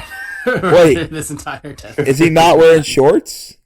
No, he is still wearing shorts, but like this time it is just full on black basketball shorts. No, no lettering, no logo, no nothing. Just plain black all the way through. What are we doing? Hey, did he forget? I'll say this for what? Yeah, if you ever forget your gear, he can just always buy a new pair in any country, no matter where he goes. Kind of genius when you think about it. Yeah. But no, it does not move me what old Red Death has been doing lately. So, you know, who knows? Mark Briscoe's cool. Mm-hmm. All right, collision minute's over. Collision minute. Ooh, everything can change in a collision minute. Ooh. All right, let's move on to the island of Japan. World by Tag. plane or by boat. We're over there now in the Great Pacific. Right? Isn't that right? That is right. World Tag League 2025. Right. Yeah, normally our little New Japan section is just me rambling alone for 30 minutes, and it'll be that for the first little bit, but we actually do have some important Wrestle Kingdom news to come after, so if y'all can bear with me as I go through this card. We'll get to the juicy stuff very quickly. World Tag League, the final happened in Grand Mesei Kumamoto. This is a venue they've only started running a little bit more recently. I think they started using it as the Tag League Finals show 2 years ago. This is marginally the best attendance they've ever done there. So good for New Japan. On the way to Wrestle Kingdom, we're still on the up and up. Got 2,686 fans in there. I'm not going to go through every match because a lot of it was just your basic Road to preview tags with not much to talk about. But the opening, we got a TV Championship Open Challenge, something ELP did a little bit earlier in the year and now looks, I guess, to bring back. I like the Open Challenges. I think they're the best thing to do with the TV Championship. They're still not great, but everything else you could do with it is so boring and awful that makes this. Who's X? Champion? Oh, X. It was Hartley Jackson this time. It was a pretty I think actually it's his first singles match just in general in New Japan. He always does the tag. Yeah, I guess it would have to be. Yeah. But it was a pretty fun little match. I mean, it wasn't anything special, but I like Jag, and Phantasma's fine. It only went about 10 minutes, and ELP picked up the win. He's got another open challenge coming on the last Road 2 show at Korakuen before Wrestle Kingdom, so maybe that'll end up being somewhat big for the last show of the year, or maybe it'll just be another, popular mid-carder. We'll have to wait and see. Later on in the show, we got Hiromu Takahashi and David Finlay in a rematch against Callum Newman and the Great Okan.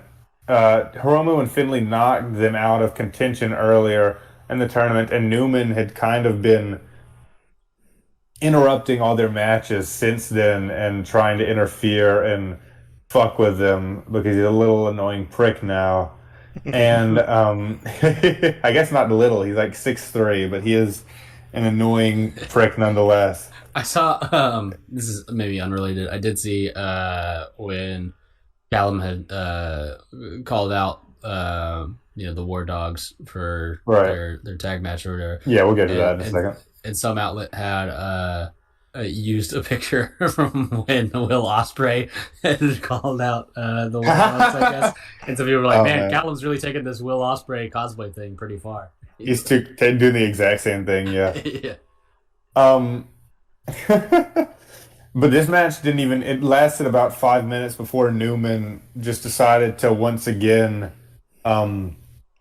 disqualify himself and throw a chair at Finlay, and then he started beating up them both with the chair. He attacked Hiromu with the GHC Championship belt, spit on the belt, which got him a lot of heat with Amaska on Twitter later on. I don't know if y'all saw that. Bro was very upset. And then we got the big angle, which is that the last match added to the Wrestle Kingdom card is 10-man tag. It was I was gonna wait till we ran over the whole card, but we might as well talk about it now while we're here. It's gonna be Shingo and Finlay and Gabe and Drilla and Hiromu of the unaffiliated Dogs against Okan, Callum Newman, a returning Aaron Hanare. We haven't seen him in about a year. He got injured in Tag League last year.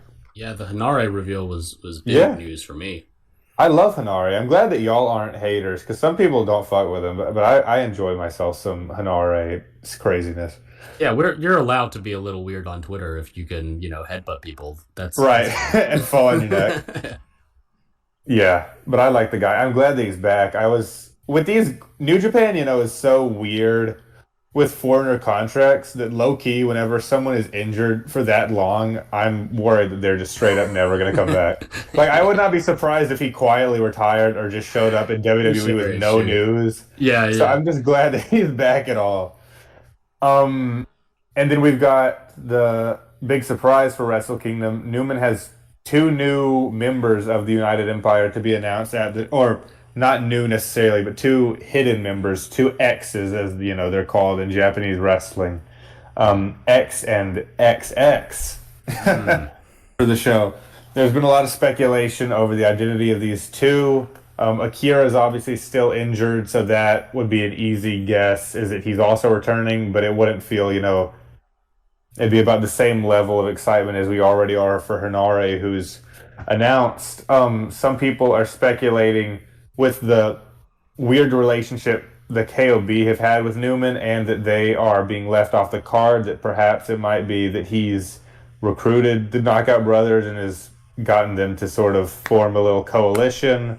And then, the big hope and prayer that I'm rooting for is that we're getting a Jake Lee return in Betrayal in this match. You can't I think sleep. it's a Maybe right. I know. That's that Lee Espresso. Who? Okay, whoa. If it's what's up? Lee, who is XX? I don't know. Akira, Shun Skywalker. I don't know. Shun Skywalker. Skywalker would be fucking crazy. in all green. It should be I just Mal. said the person fucking to be Rocky Romero. What needs to happen is New Japan needs to start poaching DDT guys again in retaliation against Takeshita and bring over. Well, they're probably gonna poach Kaisei Takeshi. That is true. That I is saw true. that. He was at the Rambo, right? Yeah, They're Yeah, specifically that- advertising him for the Rambo. Yeah. yeah. The advertising him is there in the Never Gauntlet Rambo. We can stop and talk about this for a second if y'all care to or not. But I just want to say, I told y'all the Newman turn was going to be a big deal, and it is the tightest Wrestle Kingdom card in years, and they made it. The storyline made it on the fucking card. I wasn't just lying. You know why it made it on the card, though. Because of Jake Lee. You keep telling yourself that, Buster. No, It's happening. no. Yes, maybe. The reason it's on the card is because it's a 10-man match, so they can put as many people They on have the like card 1 million people, as yeah. humanly possible. Because they have. Why do you think they're doing the never 6-man? The most worthless titles are getting a Rambo, by the way. But yeah, no, Bro, I don't know what you're talking about. Michael Elgin held that belt. he did. That's real. No, it's funny. I saw Newman tweet, spit on the Noah belt, kick Gato in the head, and see Finley's blood all over Kumamoto. Have I got your attention? And so I went to I'm look. telling you, he's good. He's good. I went to look up said tweet, and I looked up his Twitter, and I sent it into the general chat. Look what his most. How am I supposed to take this guy seriously when he's posting like selfie cropped? He's posting like what a white girl would post on her Instagram story on Twitter, bro. And I was supposed to take this guy seriously. Man. The Prince of Paste. Come on, Listen. bro. He needs a new nickname. He's good. He did the classic original Bullet Club thing on Gato. He did the Prince Devitt, quick trigger. It was hype. I'll say this, I'll stop gassing up Newman and I'll just say a more general statement about all this. It is good that they didn't. I think it is good that they did not just completely give up on United Empire, let them fizzle out, because with the War Dogs turning face and maybe uniting with the unaffiliated, they did need a second definitive heel group that wasn't just the house, and I think they're filling this role just fine so far, even if it's still in the proto stages of what it might become. I think it's good that there's another definitive bad guys running around in New Japan. Yep, for sure. I agree with that. And we'll have. Oh, sorry. Oh no, I was just gonna say, the years that we've had of this Bullet Club House of Torture nonsense has shown to me definitely that the more variety of teams and stables that you can have, the better. Yeah, no, that's true. I do think they're gonna put over this new version of UE over pretty big, because I don't think the War Dogs have lost a dog pound match. And It's not a dog pound, it's just a regular tag. oh, Sorry. That'd be sick if it was a dog pound at the Dome, but it's In just the a regular Dome? tag. Yeah. Yeah. Well, It's just a regular match. okay. Never mind then. No, you're good. Um, and part of me thinks, and this is someone who is obviously an avid watcher. Part of me thinks that there's got to be something even more surprising than like people are expecting that's coming out of this match and whatever angle happens after. The fact that like the weirdness of the unaffiliated and War Dogs fact, like this weird alliance that is clearly not going to last, combined with United Empire being in such a weird position, like I think there's going to be possibly like some shuffling between all three that we're not expecting. But I can't say for sure. It's just every other faction in New Japan is so like, all like there's half of it is Hantai House and Team DK, which are very set in stone right now, have kind of gathered up their members for the next, era of New Japan. And then these three are in very weird, shaky water. And I think come New Year Dash, we'll start to get an idea of what exactly is going on with unaffiliated and the War Dogs in the United Empire. Or perhaps the good-looking Empire after January 4th. Goddamn right. After that, we had the never openweight six-man tag team championship match. Wado, Yo, and Yano defended against the all-star House of Torture team of Narita, Sonata, and Evil. This match lasted 1 minute and 28 seconds. But it was because there was a lot of bull at the beginning. I'm sure. I want to say they crowd brawled for like 5 minutes. Yeah. Wait, remind me of what match this is again? I blanked out. This is what I think it is, right? Oh, dude, no, I got confused. Logan, no, you're right, Logan. Okay. Yes, I'm right. The first match was 1 minute and 28 seconds. And then, after House of Torture won, they got screwed! They got screwed.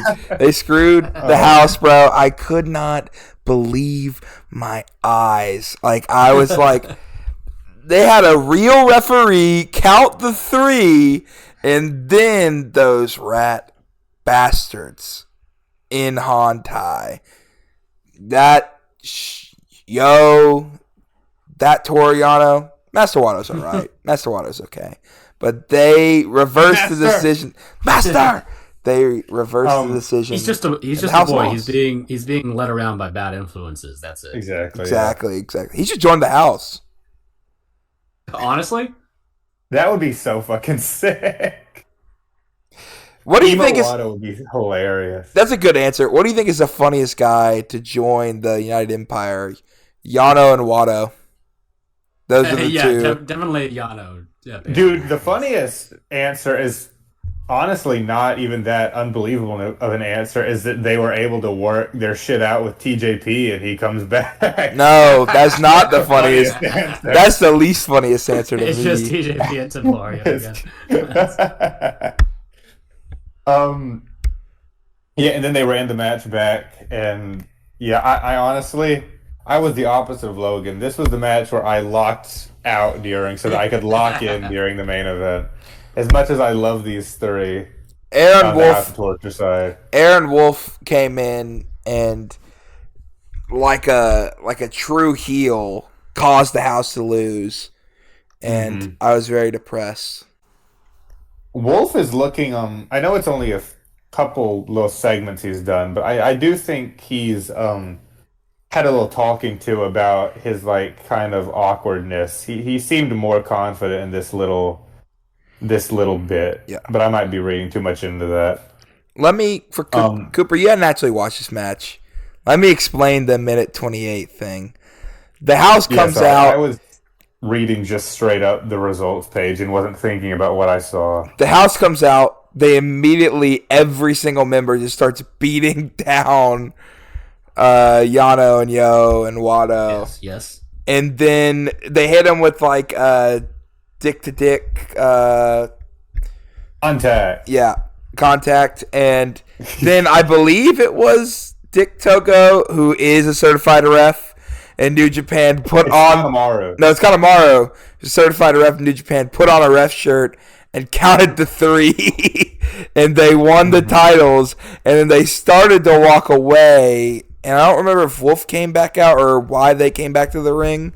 We thought they were just gonna win and walk away after the most bollocks thing I ever. really did think it was just that was it. It was so funny. And I really wanted that to be the finish because those titles mean nothing. So it's like the funniest option for them to win like that and walk away.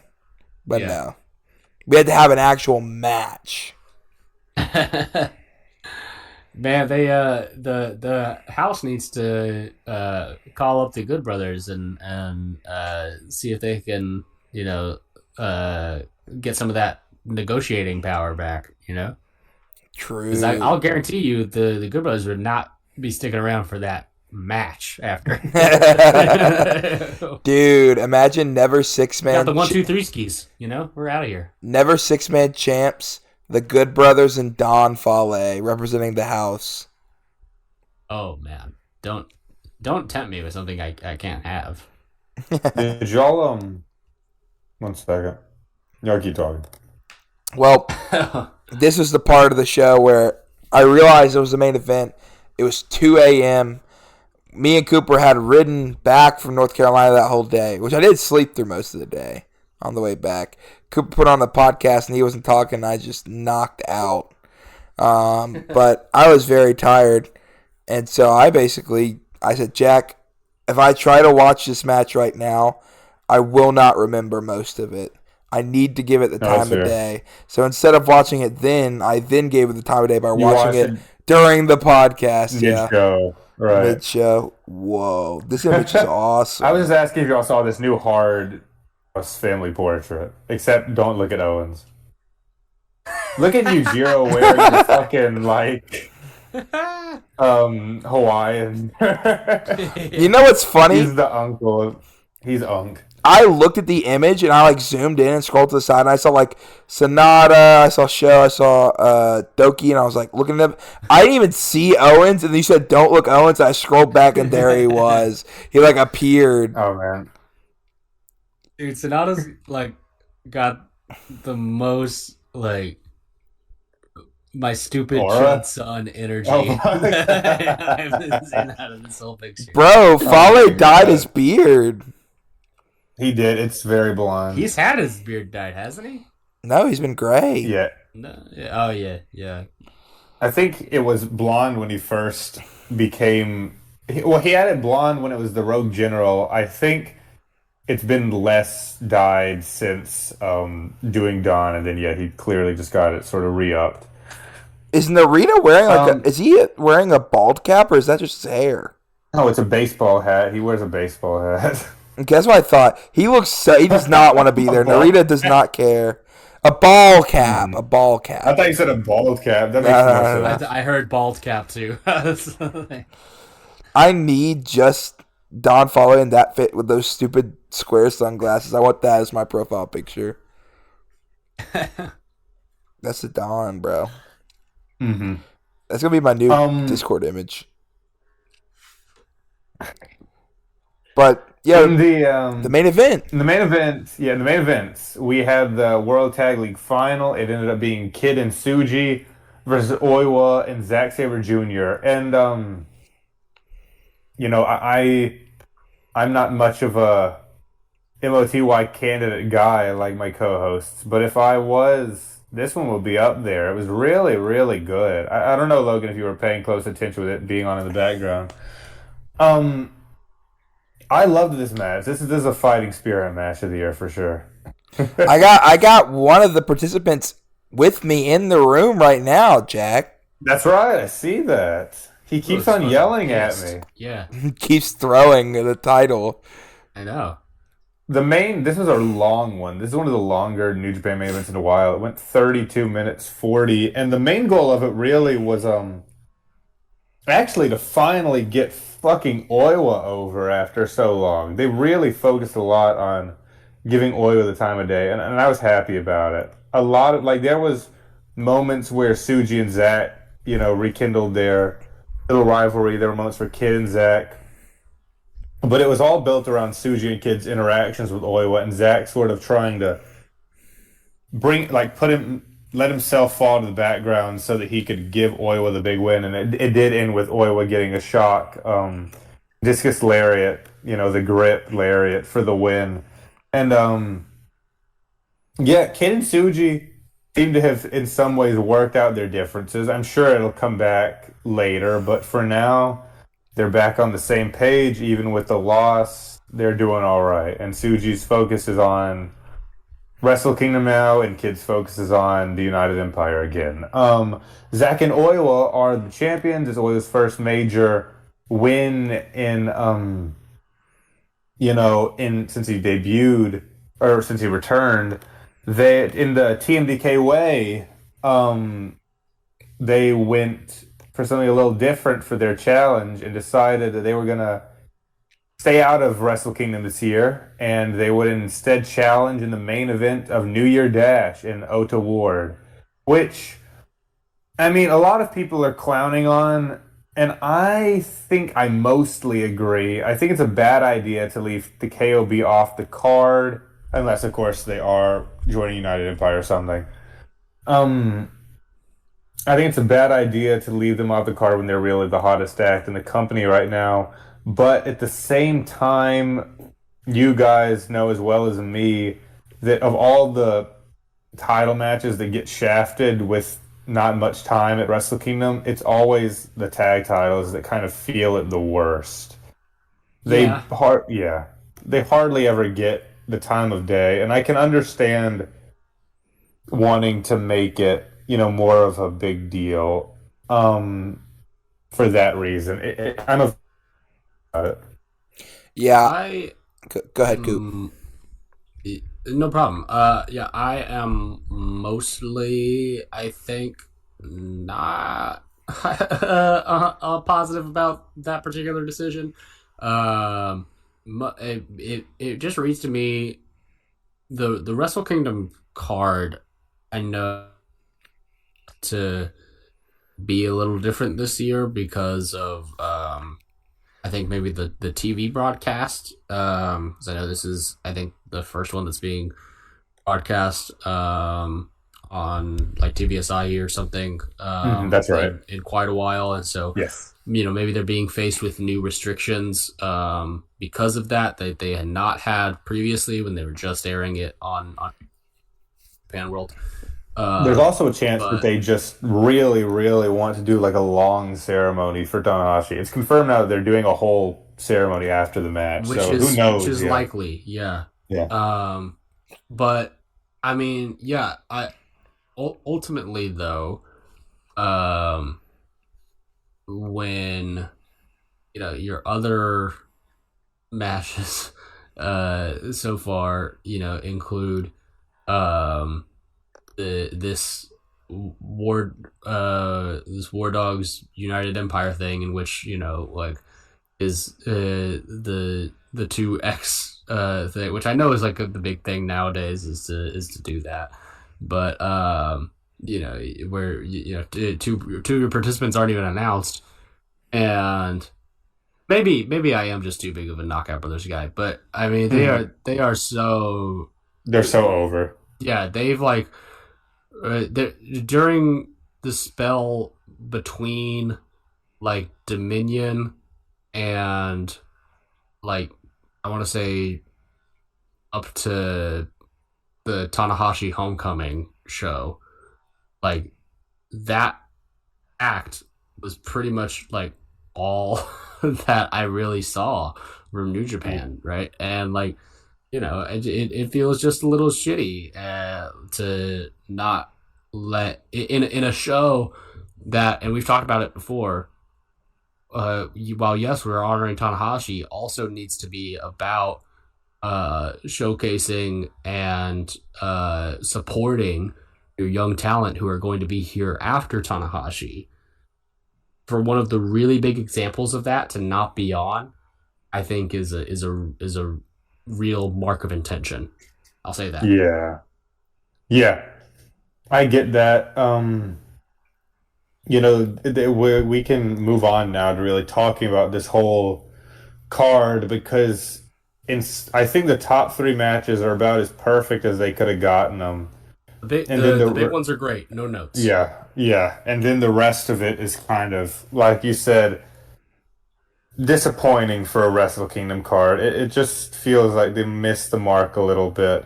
Opening match is that never open weight 6-man championship. Rambo, transparently is just a way to get as many names on the card as possible, like the Rambo always is. Second match is the traditional 10-minute women's match between Kamitani and Shiori. Hey, we're getting 12, all right? Slow your roll. And also, you're running over. Get 8 with a. Oh, sorry. Go ahead. You're gonna get 8 with a 20-minute Kamitani routine. Exactly. You clocked me. Yeah. First of all, you're just gonna brush over the rich tradition of the Wrestle Kingdom Rambo, especially this time. Never 6-man. How's that gonna work? Second off, I'm actually hot take. I think, and this is the one reason why I was gonna say I'm kind of excited for it to be a New Year's Dash. I want after that main event, which I thought was great, and really putting the grip over there. I want a long KOB versus TMDK kind of match, and they weren't gonna get that time. Wrestle Kingdom, they were not gonna get that time. But at the same time, I understand showcasing them in front of such a big crowd. The Rambo, however, is kind of my guilty pleasure. I like it too. I think it's a fun way to start the night. I think you get a lot of great hard-hitting matches later, so it's nice to have all right, here's all the old guys. Here's, and look what the Rambo started last year with Goto winning. You never know. I think it might not be as big a deal as last year. I'm gonna be honest with you. Nah, you're tripping, man. Goto's gonna win again, and the Revolution will rise. Mm-hmm.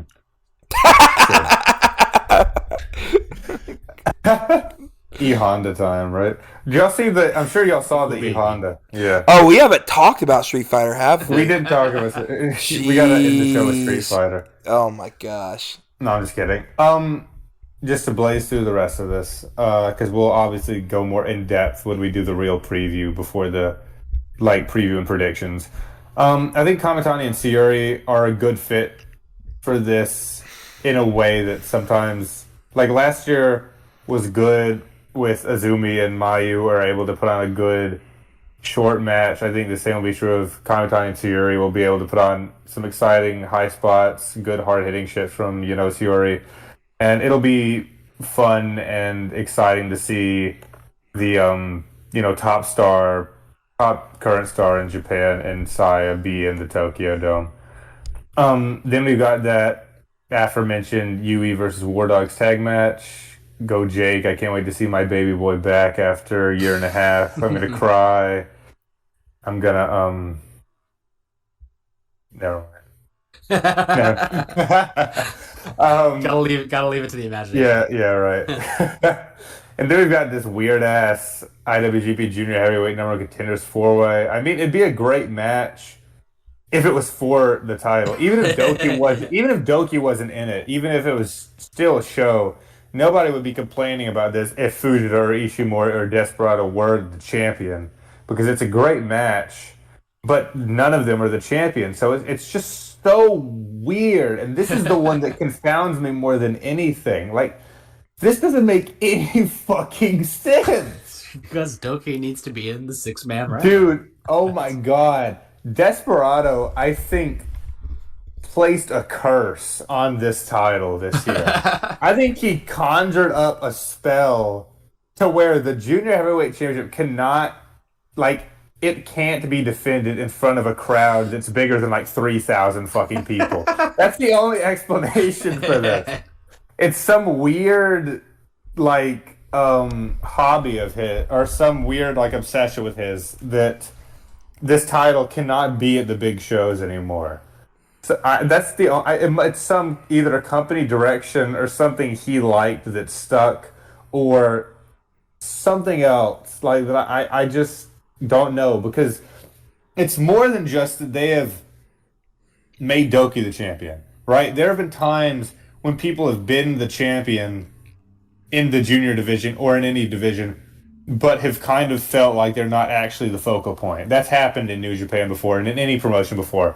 But they brought Doki back a half a year ago and made him like the ultra heel god of this division, where he won the tag team championships and then won the junior championship and then defended it twice and then won Super Junior Tag League as an undefeated team. So he's like right now supposed to be just unbelievably amazing. Like he's like on a Roman Reigns, run of the junior division, and then isn't on the fucking card.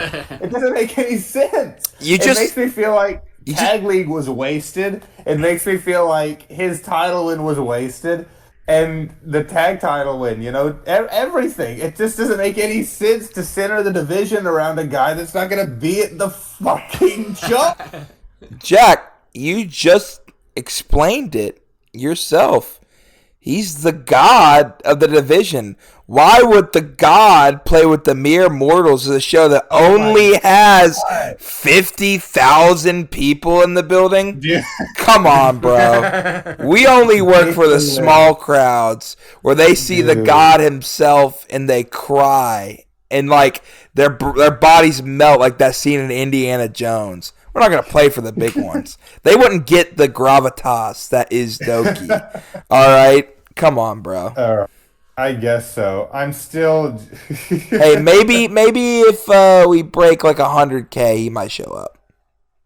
I'm hoping that this is like a swerve, because otherwise this is just the most, like, it's the strangest thing I've ever seen. Anyways, then we got the Never Openweight Championship match. Evil versus the debuting Aaron Wolf. We've already said plenty about this match. We'll say plenty more, but I'm very excited for it. It's a total, wild card to see what this guy can do, and it's clear they see a lot in him as this celebrity that can hopefully get some more eyeballs on the product. He couldn't be in the ring with a more, dependable first opponent than Evil. I'm excited to see where this one goes. Then we got the IWGP Global and World Heavyweight Championship match, Tsuji versus Takeshita. They put out a little 9-minute promo with Tsuji this week as a prep for the match. Y'all should go back and watch it. It was pretty interesting. Tsuji's really building himself. So the guy taking things seriously as he's taking the reins as a young guy. He's putting himself on a pedestal to, lift up New Japan with him. He was talking about how he doesn't think Takeshita has, the soul of an IWGP champion. He was going more in depth with his plans to bring back the lineage, all that stuff. It's an interesting watch, but again, I don't want to spend too much time on it for now because we do have to get to the retrospective here in a bit. And then it's official now. The main event will be Okada versus Tanahashi. The right decision, I think we all agreed on last time we talked about it. Yeah, in other news, sky blue, grass green. Right, yeah. Of course. Yeah, and shit, it's going to be an emotional night. One of the all-time greats retiring against, as we've been watching lately, really one of his very greatest rivals. And, that gives us a perfect segue to go into these most recent 3 matches in the Tanahashi-Okada series. Travel back to 2013 when things were so much better than they are now in pro wrestling. Does anyone else want to take over? I know I did the intros last week, but I just did all that and I'm tired, so... Do you want to talk about it? I get it. I get it, brother. Yeah, we can all talk about it, but just take the reins for a second. For sure. Yeah. So, if I am correct, we are starting out on this particular episode with the Wrestle Kingdom 7 match. Is this correct, Logan? Yes, correct. All right, fantastic. Yeah, so January 4th, 2013. What a magical time to be alive. I not that I would remember, because not that I would remember this particular match because I was not watching Japan at the time. I was busy watching Real Graps and seeing Lord Tensai return in the Federation. So that was my biggest exposure to New Japan, was the little clips of Lord Tensai. Once again, for all the folks in the back who missed it. Lord Tensai. Yeah. So, Lord Tensai. This, though, is a pretty historic match because this is the first Dome main event between these two. First of what will be a few down the line. I will say, we're starting off pretty big. Okada gets this remixed intro to his theme, and they brought out the forklift for this Wrestle Kingdom. Or not forklift. What is the scissor lift? What's it? The the thing, the little like construction platform. So that's what Okada and Tana come down from. Okada's got on the Okada look watch here. He's got it down pretty well. The necklace is still a problem. The big necklaces. But I do like in my mind's eye when I picture Okada, I still picture this kind of like purple gold mishmashy like coat and trunks and all that sort of stuff. Like, this is very close to the Okada of my memory. We also, I think, maybe for the first time, get the Okada dollars raining from the sky. Was this the first time they did the Okada bucks? If not the first time in general, I think the first time we've seen it in this series. Yeah, it definitely is the first time. Yeah. And that is a iconic visual. Yeah, you gotta love that. Tana also descends from the heavens, but I do like even like in this little entrance that if you get like some good character moments, because Okada comes out, he's very stoic the whole way through, and he's a man on a mission to get that belt back. But Tana, even as he's descending on the little platform, he's getting the crowd hyped up. He's chanting along and doing his little come on sort of like thrusts and everything. Sure. Also, he comes out with, I guess, like some boy band or something. I don't know who these people were who were. I don't know the context for the season. I'm going to be honest. But they were on commentary too, or at least. Yeah. What was it? I was very confused. I know. I guess he's just like his friend or something. None of us know the context for this. Yeah. But yeah, so that they get into it. The match itself, I was oddly, I think, a little underwhelmed by. I thought, not in the sense that's bad. It's not. But it just was. There was not enough to differentiate it, and that's kind of the thing of watching all of these so close back to back, is you notice so much of the stuff that they repeat. And I'll get into this. This is not maybe the worst offender of this of these three that we'll see so far in this episode, but in here, like, I could definitely tell, okay, here's the headlock spot, here's the high fly flow on the outside spot, here's here's the dragon screws, which is the case for any wrestler in anything, but I was just I guess in my head I was just thinking, oh, okay, here's your big dome main event. All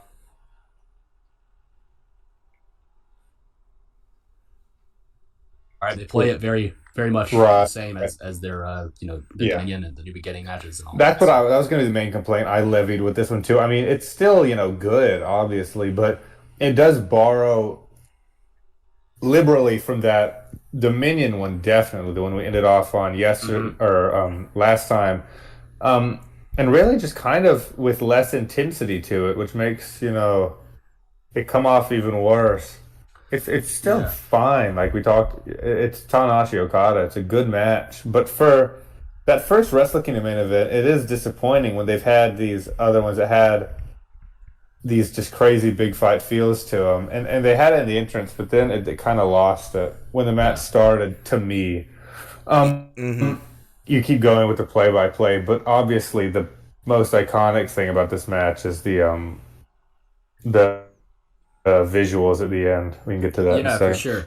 Um, well, like when it started out, I was maybe like expecting a somewhat different turn for it because you get some little character interactions in the kind of like opening hand wrestling, the technical lockups and all that sort of stuff, which is basically as I interpreted it, that Okada's sort of strategy is to kind of frustrate Tanahashi by just like not engaging with him. Because Tana is constantly like, they'll lock up for a little bit, separate, and then Tana's like, get back in here. You're like, let's get going on it. And Okada is very much like, staying back, walking around, taking his time. Hmm. And so I was expecting maybe those dynamics to play it a little bit more, and then they kind of go back into the routine, like we said.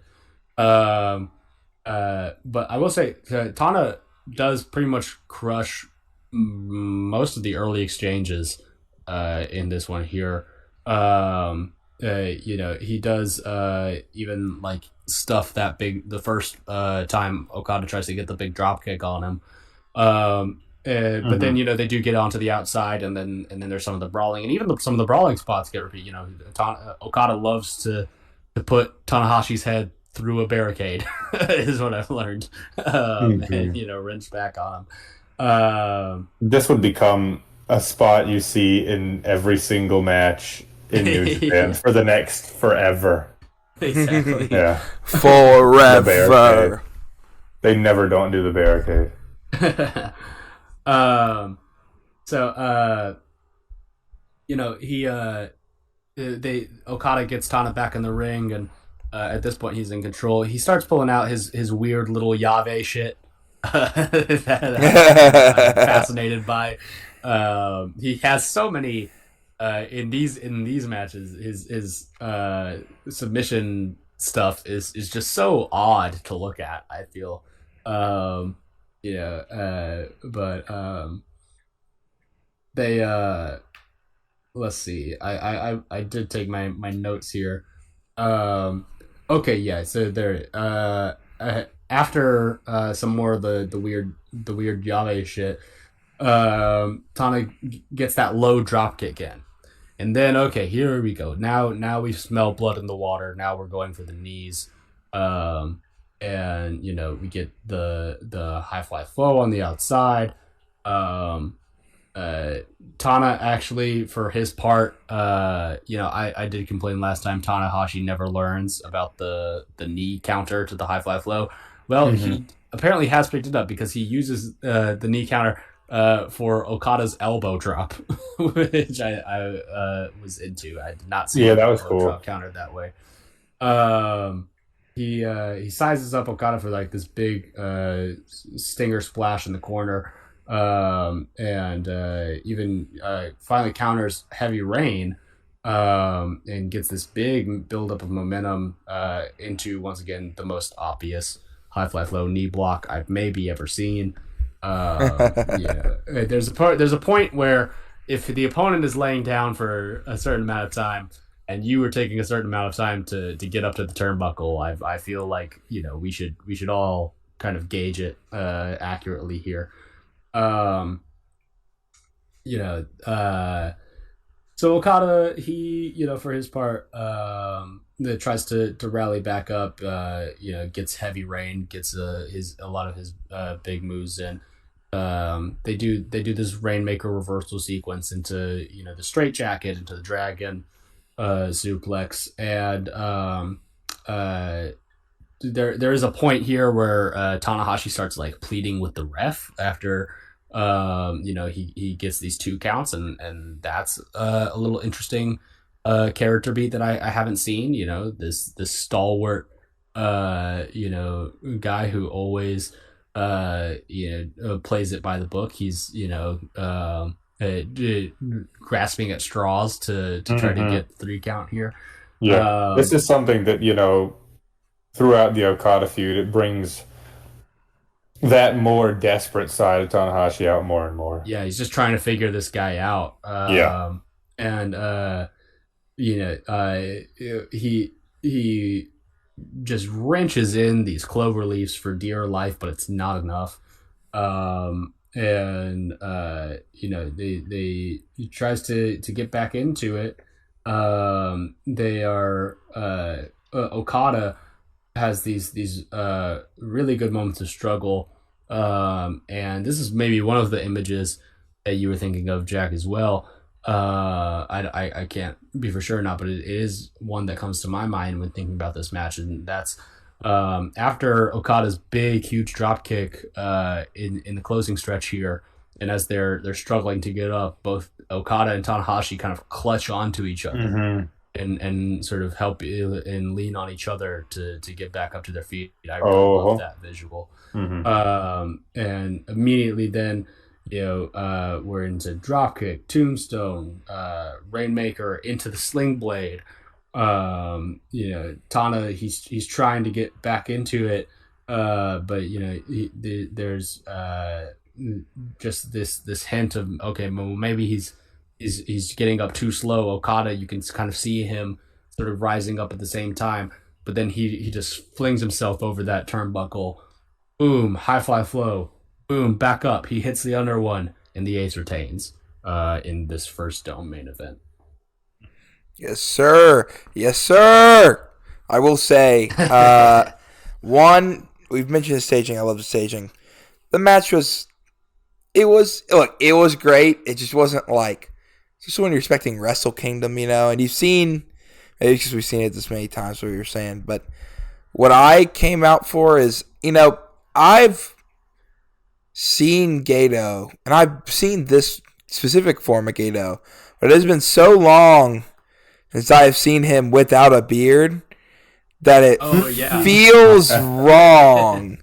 Yeah, right. It has as long as I've seen him without a beard and the do-rag, not the do-rag, the bandana on his head, and also it's almost a lost art in New Japan, but how close the young boys used to get to surrounding the ring the whole time. Yes, they don't do that anymore. No, and it makes it's a very interesting look because it makes it feel even in the big domes so intimate in a way of just having them surrounding, watching these big matches and stuff like that. Especially it's funny because you saw Bushi as the young boy at this point.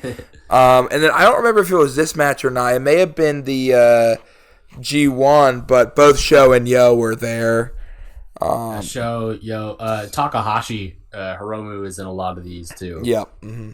It's a very fun spot who's who, for the young boys in this era. Luckily, no Kevin Kelly commentary this time.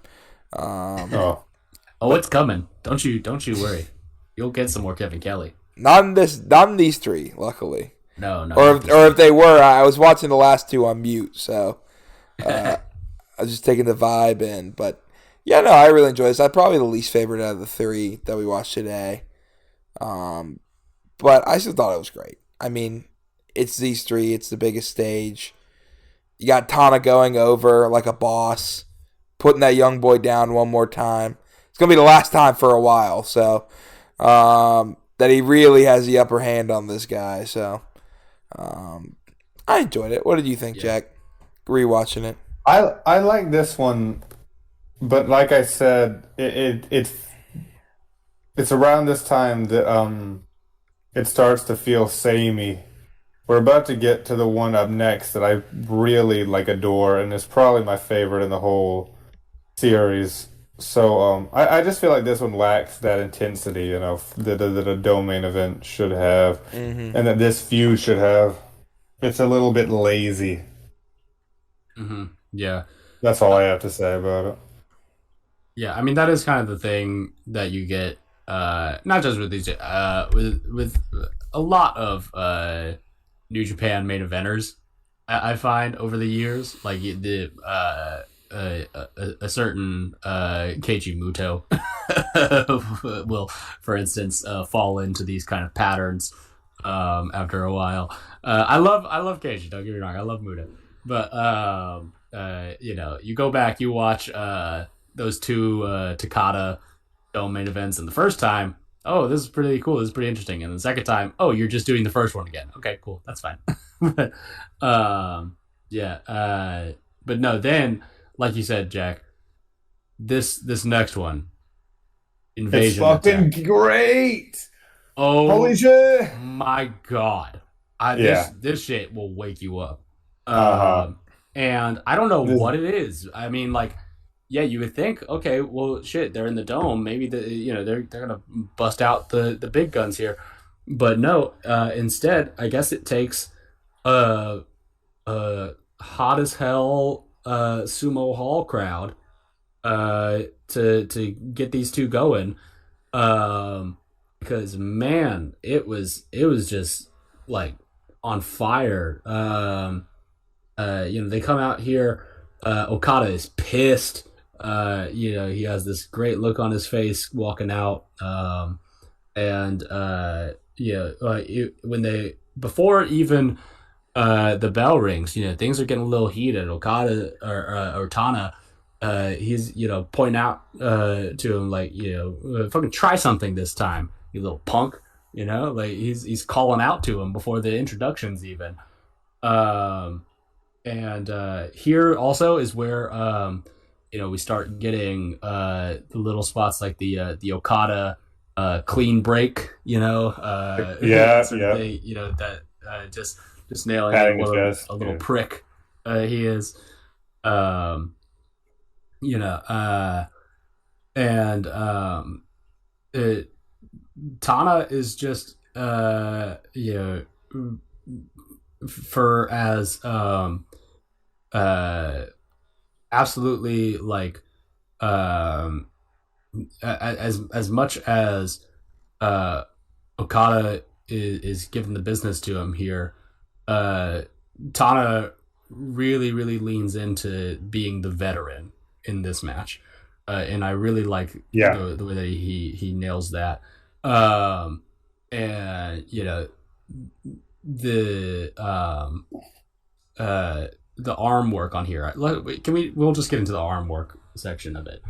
Um, the the way that Tanahashi fucking slams Okada's arm into the mat, Yeah. that looks honestly like it hurts like 1,000 times more than like a fucking burning hammer. Like I would rather take a Kabashi burning hammer than take one of those arm slams into the mat from Tana. It's with such force and such hate, and like, oh my god, it was tough. And just the when he by the time he gets him up and he's wrenching it and he's punching it and kicking it and just beating the fuck out of Okada's arm, Yeah. such that he can barely even do his own Rainmaker pose. By the time that he gets up to do it, like, oh my god. Mhm. And this too is the sorry, this is the I was just gonna say this is the culmination of what I was talking about in the seeds planted in the last match. Tanahashi is going so hard in this one, and is so desperate that he's really starting to get some booze thrown in there. People Yeah, don't appreciate how much, he's sacrificing to beat Okada. yeah, he's getting mean. Yeah, really mean. He's Yeah, holding on to submissions too long. He's, violently targeting that arm. He's not coming across as a very, fun-loving um babyface. He's kind of just in, like I want to really fucking hurt this guy mode, and it's scary. yeah, yeah. It's like it is like seeing Superman, like with the red eyes, like that is there's something wrong about it. But yeah, then the other note that I made here too, this part of the thing with the arm work is that it makes Okada's weird Yave shit make sense actually for the first time. Yeah. Because I was like, okay, this is how you use it, because yeah, his bomb throwing arm has been neutralized, and so he needs to get creative and to really hold Tanahashi down with these just weird ass submissions. I did like that little touch.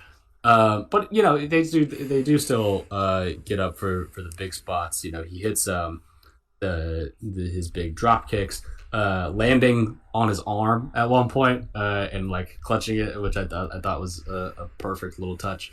But yeah, and it's just all build up and build up and build up until, of course, Okada finally hits the Rainmaker with that bum arm, and of course it just gets the 2, because there's no other way that it could.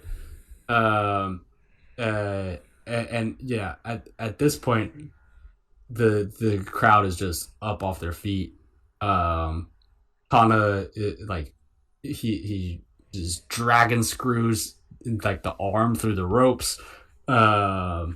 He goes up, he hits high fly flow on Okada's back, gets too confident, gets those knees up again, and then Okada basically, whilst as close to, while still being a clean win, comes as close to stealing it as possible. Yeah. And that's a touch that I really, really like. Yeah, it's great because,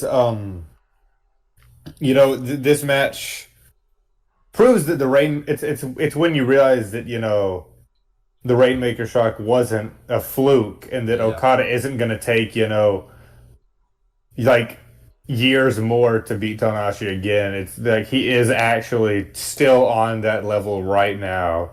He's the next guy, as in the next guy in immediately, and you're right that he does kind of just eke out that win, but it's not that he didn't wrestle well. He was fucking amazing, and he was smart, targeting Tana the way he was. He played it very smart and gave himself that opening, like he let himself stay just close enough to where he had that chance to win. It's nothing too fancy in this match, but it's all done so fucking well. Yeah.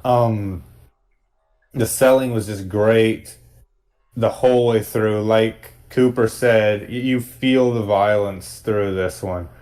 And man, it's awesome how this some people might clown on this in other matches, where it's not pulled off as well. But it's awesome how Okada's MO as a young guy is to basically just like say, fuck it, I'm so goated that I'm gonna hit my moves anyway, He doesn't innovate. He doesn't try to come up with something new, a new finisher without the arm. He just powers through, and because he's, the Tom Brady of pro wrestling, he can fucking do it and win just barely. It's awesome. It just means that Tanahashi's not giving him enough, even when he's giving him all that. I'm the greatest of all time, and you're just figuring this out. Can't be right. That is a great touch.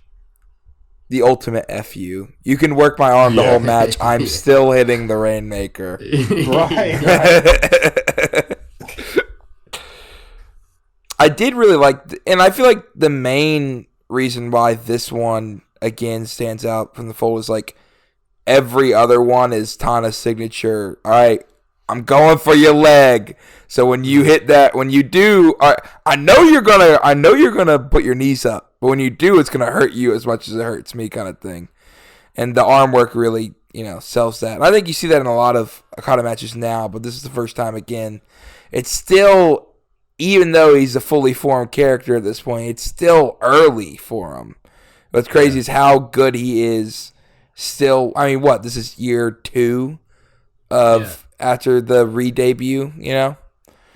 Year 2 is the Rainmaker. I also really like this Okada gear with the black and red, the mishmash which he was doing. I know it's the more iconic was the purple and gold, but I think this one looks cooler on him.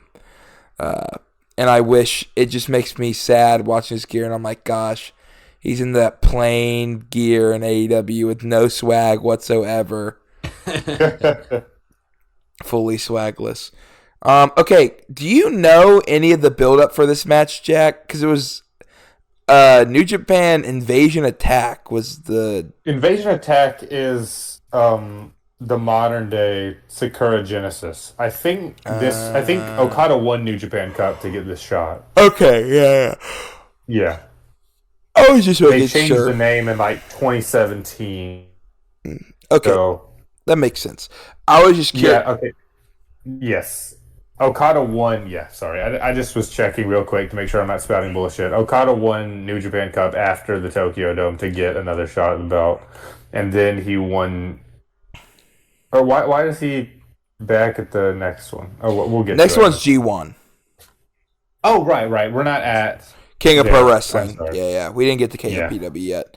I've already watched that one, so my mind's a little scrambled. Sorry. That's good. That's all right. No. I was just making sure because I was like, okay, it's another title shot 3 months after, Wrestle Kingdom. I'm like, did he win the cup? And I don't remember. I'm not that well versed in anything pre Kenneth Omega Dome, 2015-ish. So I'm like, I've gone back and watched these matches, but I'm like, I never understood why this specific, The context, yeah. I had to make sure this wasn't just some random tour name that he just won the belt on.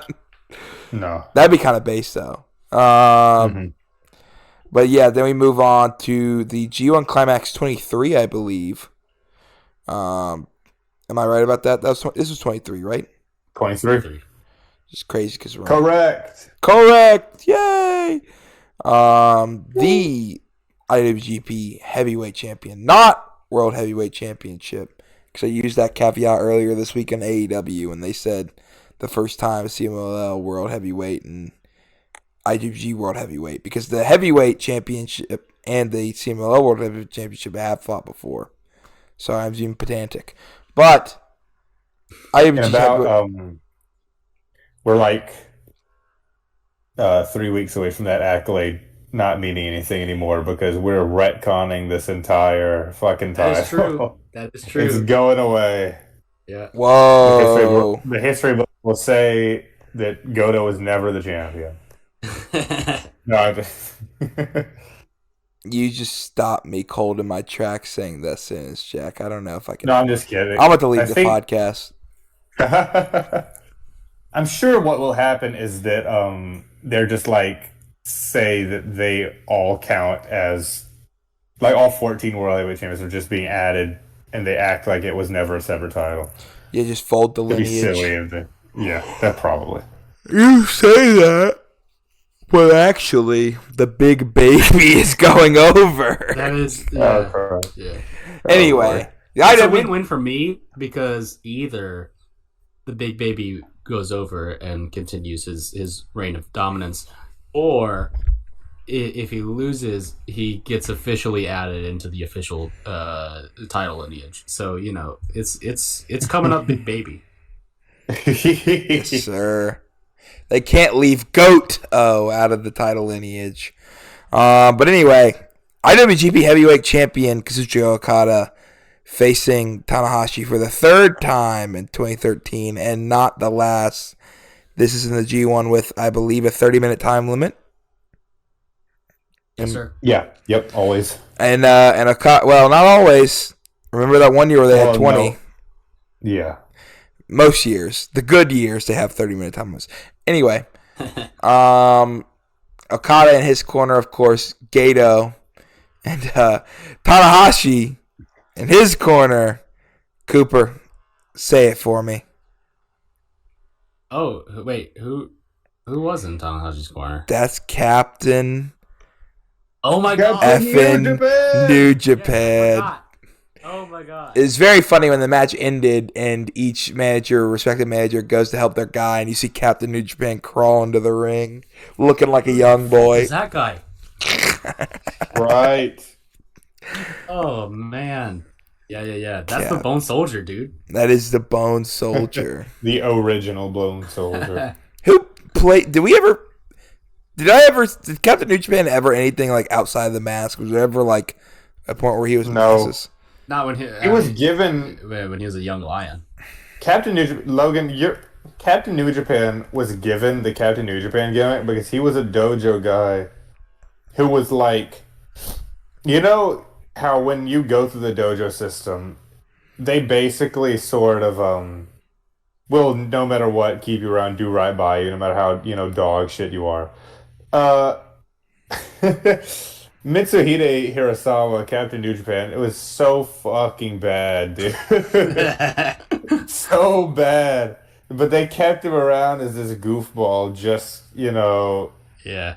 Anyways, he was so bad that he is like one of the only guys ever to be, I think, straight up fired from the company that was, and not just leave. That does not ever happen in New Japan. It hardly ever happens in Japanese culture at all. And he got fired because of how bad he was at wrestling. He got like one Bone Soldier match and then was gone. Yeah, gone. Yeah. Anyways, it's a funny story. Damn shame. Bring him back. Also, he should come back for Tana's retirement match. He should come out and congratulate Tana. Yeah. Like old times.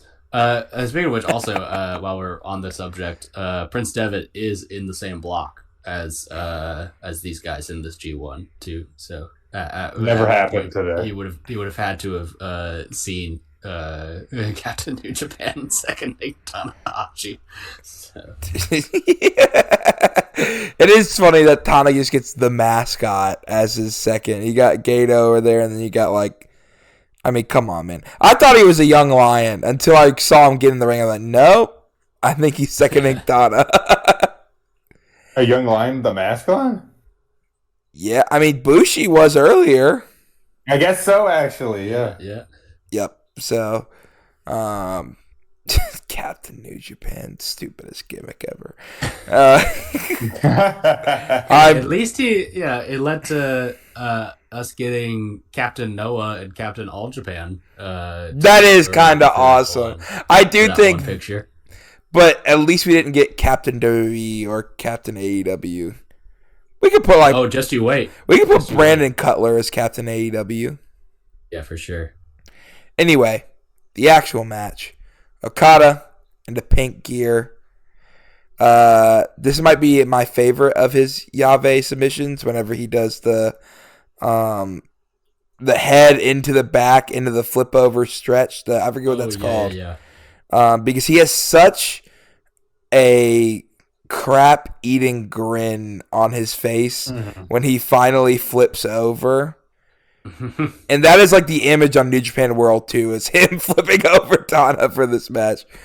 But like most big money matches in the G1, well, not all, but what would you expect if you were watching this match? Would you expect there to be a winner, Jack? Watching this? Yeah. I mean, even though the G1 has that stip, it is genuinely pretty rare that they do the draw. So I would have expected them to do a definitive winner, yeah. Yeah, I was expecting definitive winner, or I was expecting either Tana win or a draw. I'm like, there's no way Okada wins this match. We have to set up King of Pro Wrestling, brother. It is down the road. Right. Sell. I really like this match, though. I think it's pretty good. It's another one that's, less talked about, but G1 matches are different. They aren't going to go all out for them just because you kind of take them as the, the whole tournament rather than the matches. So I enjoyed watching this one, but it is a different feel to all the other ones. This is the G1 where Naito wins, right? I think so, yeah, because we're coming up on the time when Naito's whole arc begins by them doing the fan vote at Wrestle Kingdom 8. Yep, because yeah, that should be right. Or well, no, that was Wrestle Kingdom 10. No, wait, Bruh, no. no, I don't. It's straight up Wrestle It's Kingdom 8. Yeah, it's definitely absolutely Wrestle not Kingdom 10. 8. Yeah, it's 8. It's 8. It's 8. It's 8. It's 8. You're right. Okay. It's 8. Okay. But yeah, I'm like, I would assume so. I'm like, I think this is the one where Okada is still young, has the belt, Naito wins, and they do the fan vote, and Tana and Shinsuke main event. Gosh. I did want to say here, because we were speaking about the tournament that is based on the G1 in America over here in the Continental Classic, and my kind of thing about how I can get a feel when matches are laid out and worked to the time rather than feeling like a natural progression to a time limit draw. And I will say I think that this one falls into that category for me, of ones that where it feels like they went out there going, and we're told you guys are working to the 30, and they said, sir, yes sir, and they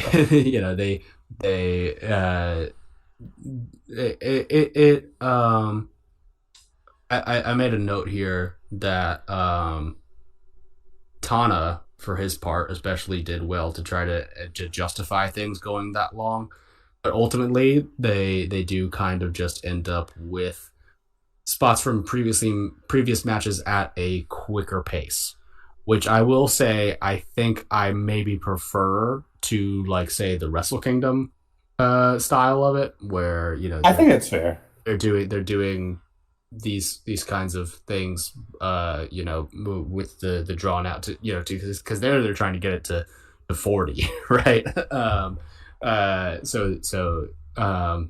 time here does kind of encourage them to pick it up a little bit. Yeah, and that's just a me thing. That's just kind of how I either vibe with a match or don't. But that's the beauty of it, is that these two have found a match that works, and that they can call back to for years and years to come. And there's absolutely nothing wrong with that. It's how most wrestling works. But just in the context specifically of seeing them innovate on this formula with the invasion attack match, it does make this one feel like yet another kind of like step back for me. That's my lecture I think over. it's fair. No, lecture over. Yeah. But again, like I said before, I'm just willing. I don't know.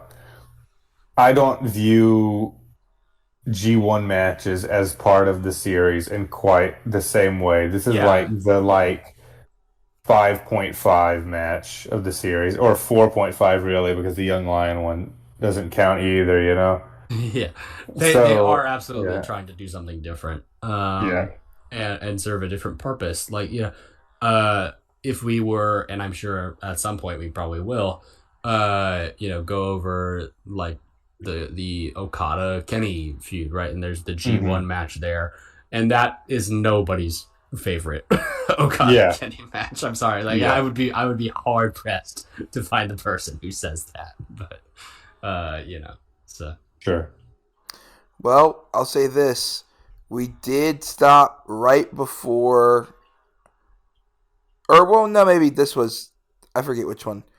These next couple are like some of the highest rated cage match ones, if I remember correctly.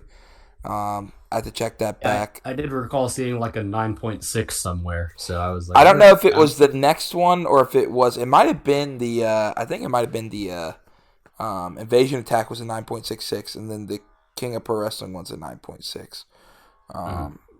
You know, who cares? Well, I'm locked in still. Who cares I'm about having a great cage time. match? But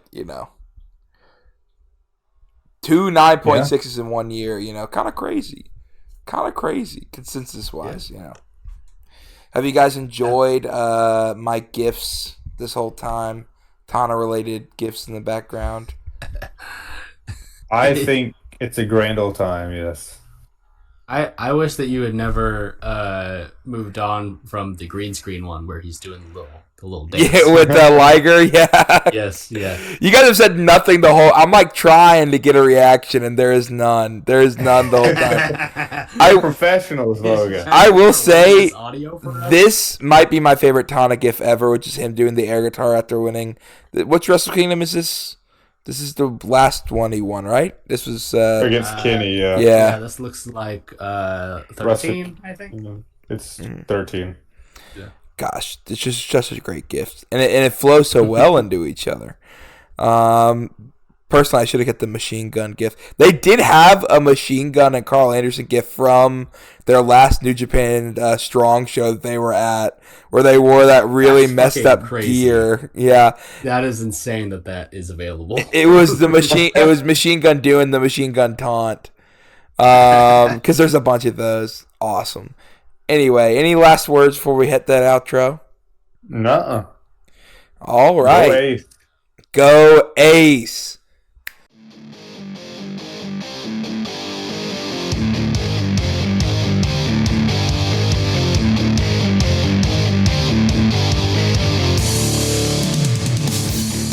Thank you for listening to Strongest Style, a pro wrestling podcast. That has been it for us this week, but we will be back next week with a couple more hours of rousing wrestling content. If you want to follow us on social media, you can follow me at @ByLoganHurston. You can follow Jack at Average Darth. Cooper doesn't have a social media. Cooper, any last words? Mr. Wiggs, you're in the North Carolina area. Check them out. Make sure you get them dry rubs, baby. You can follow this podcast on all your podcast players of choice. Apple, Spotify, Amazon, Deezer, wherever you can find us, we're probably there. YouTube, hey, shout out the YouTube gang. Shout out. It's the only analytics I know. Yeah, they're good. They're good folks at YouTube. Good folks at YouTube. We will see you guys later. Goodbye. And good night. Bang!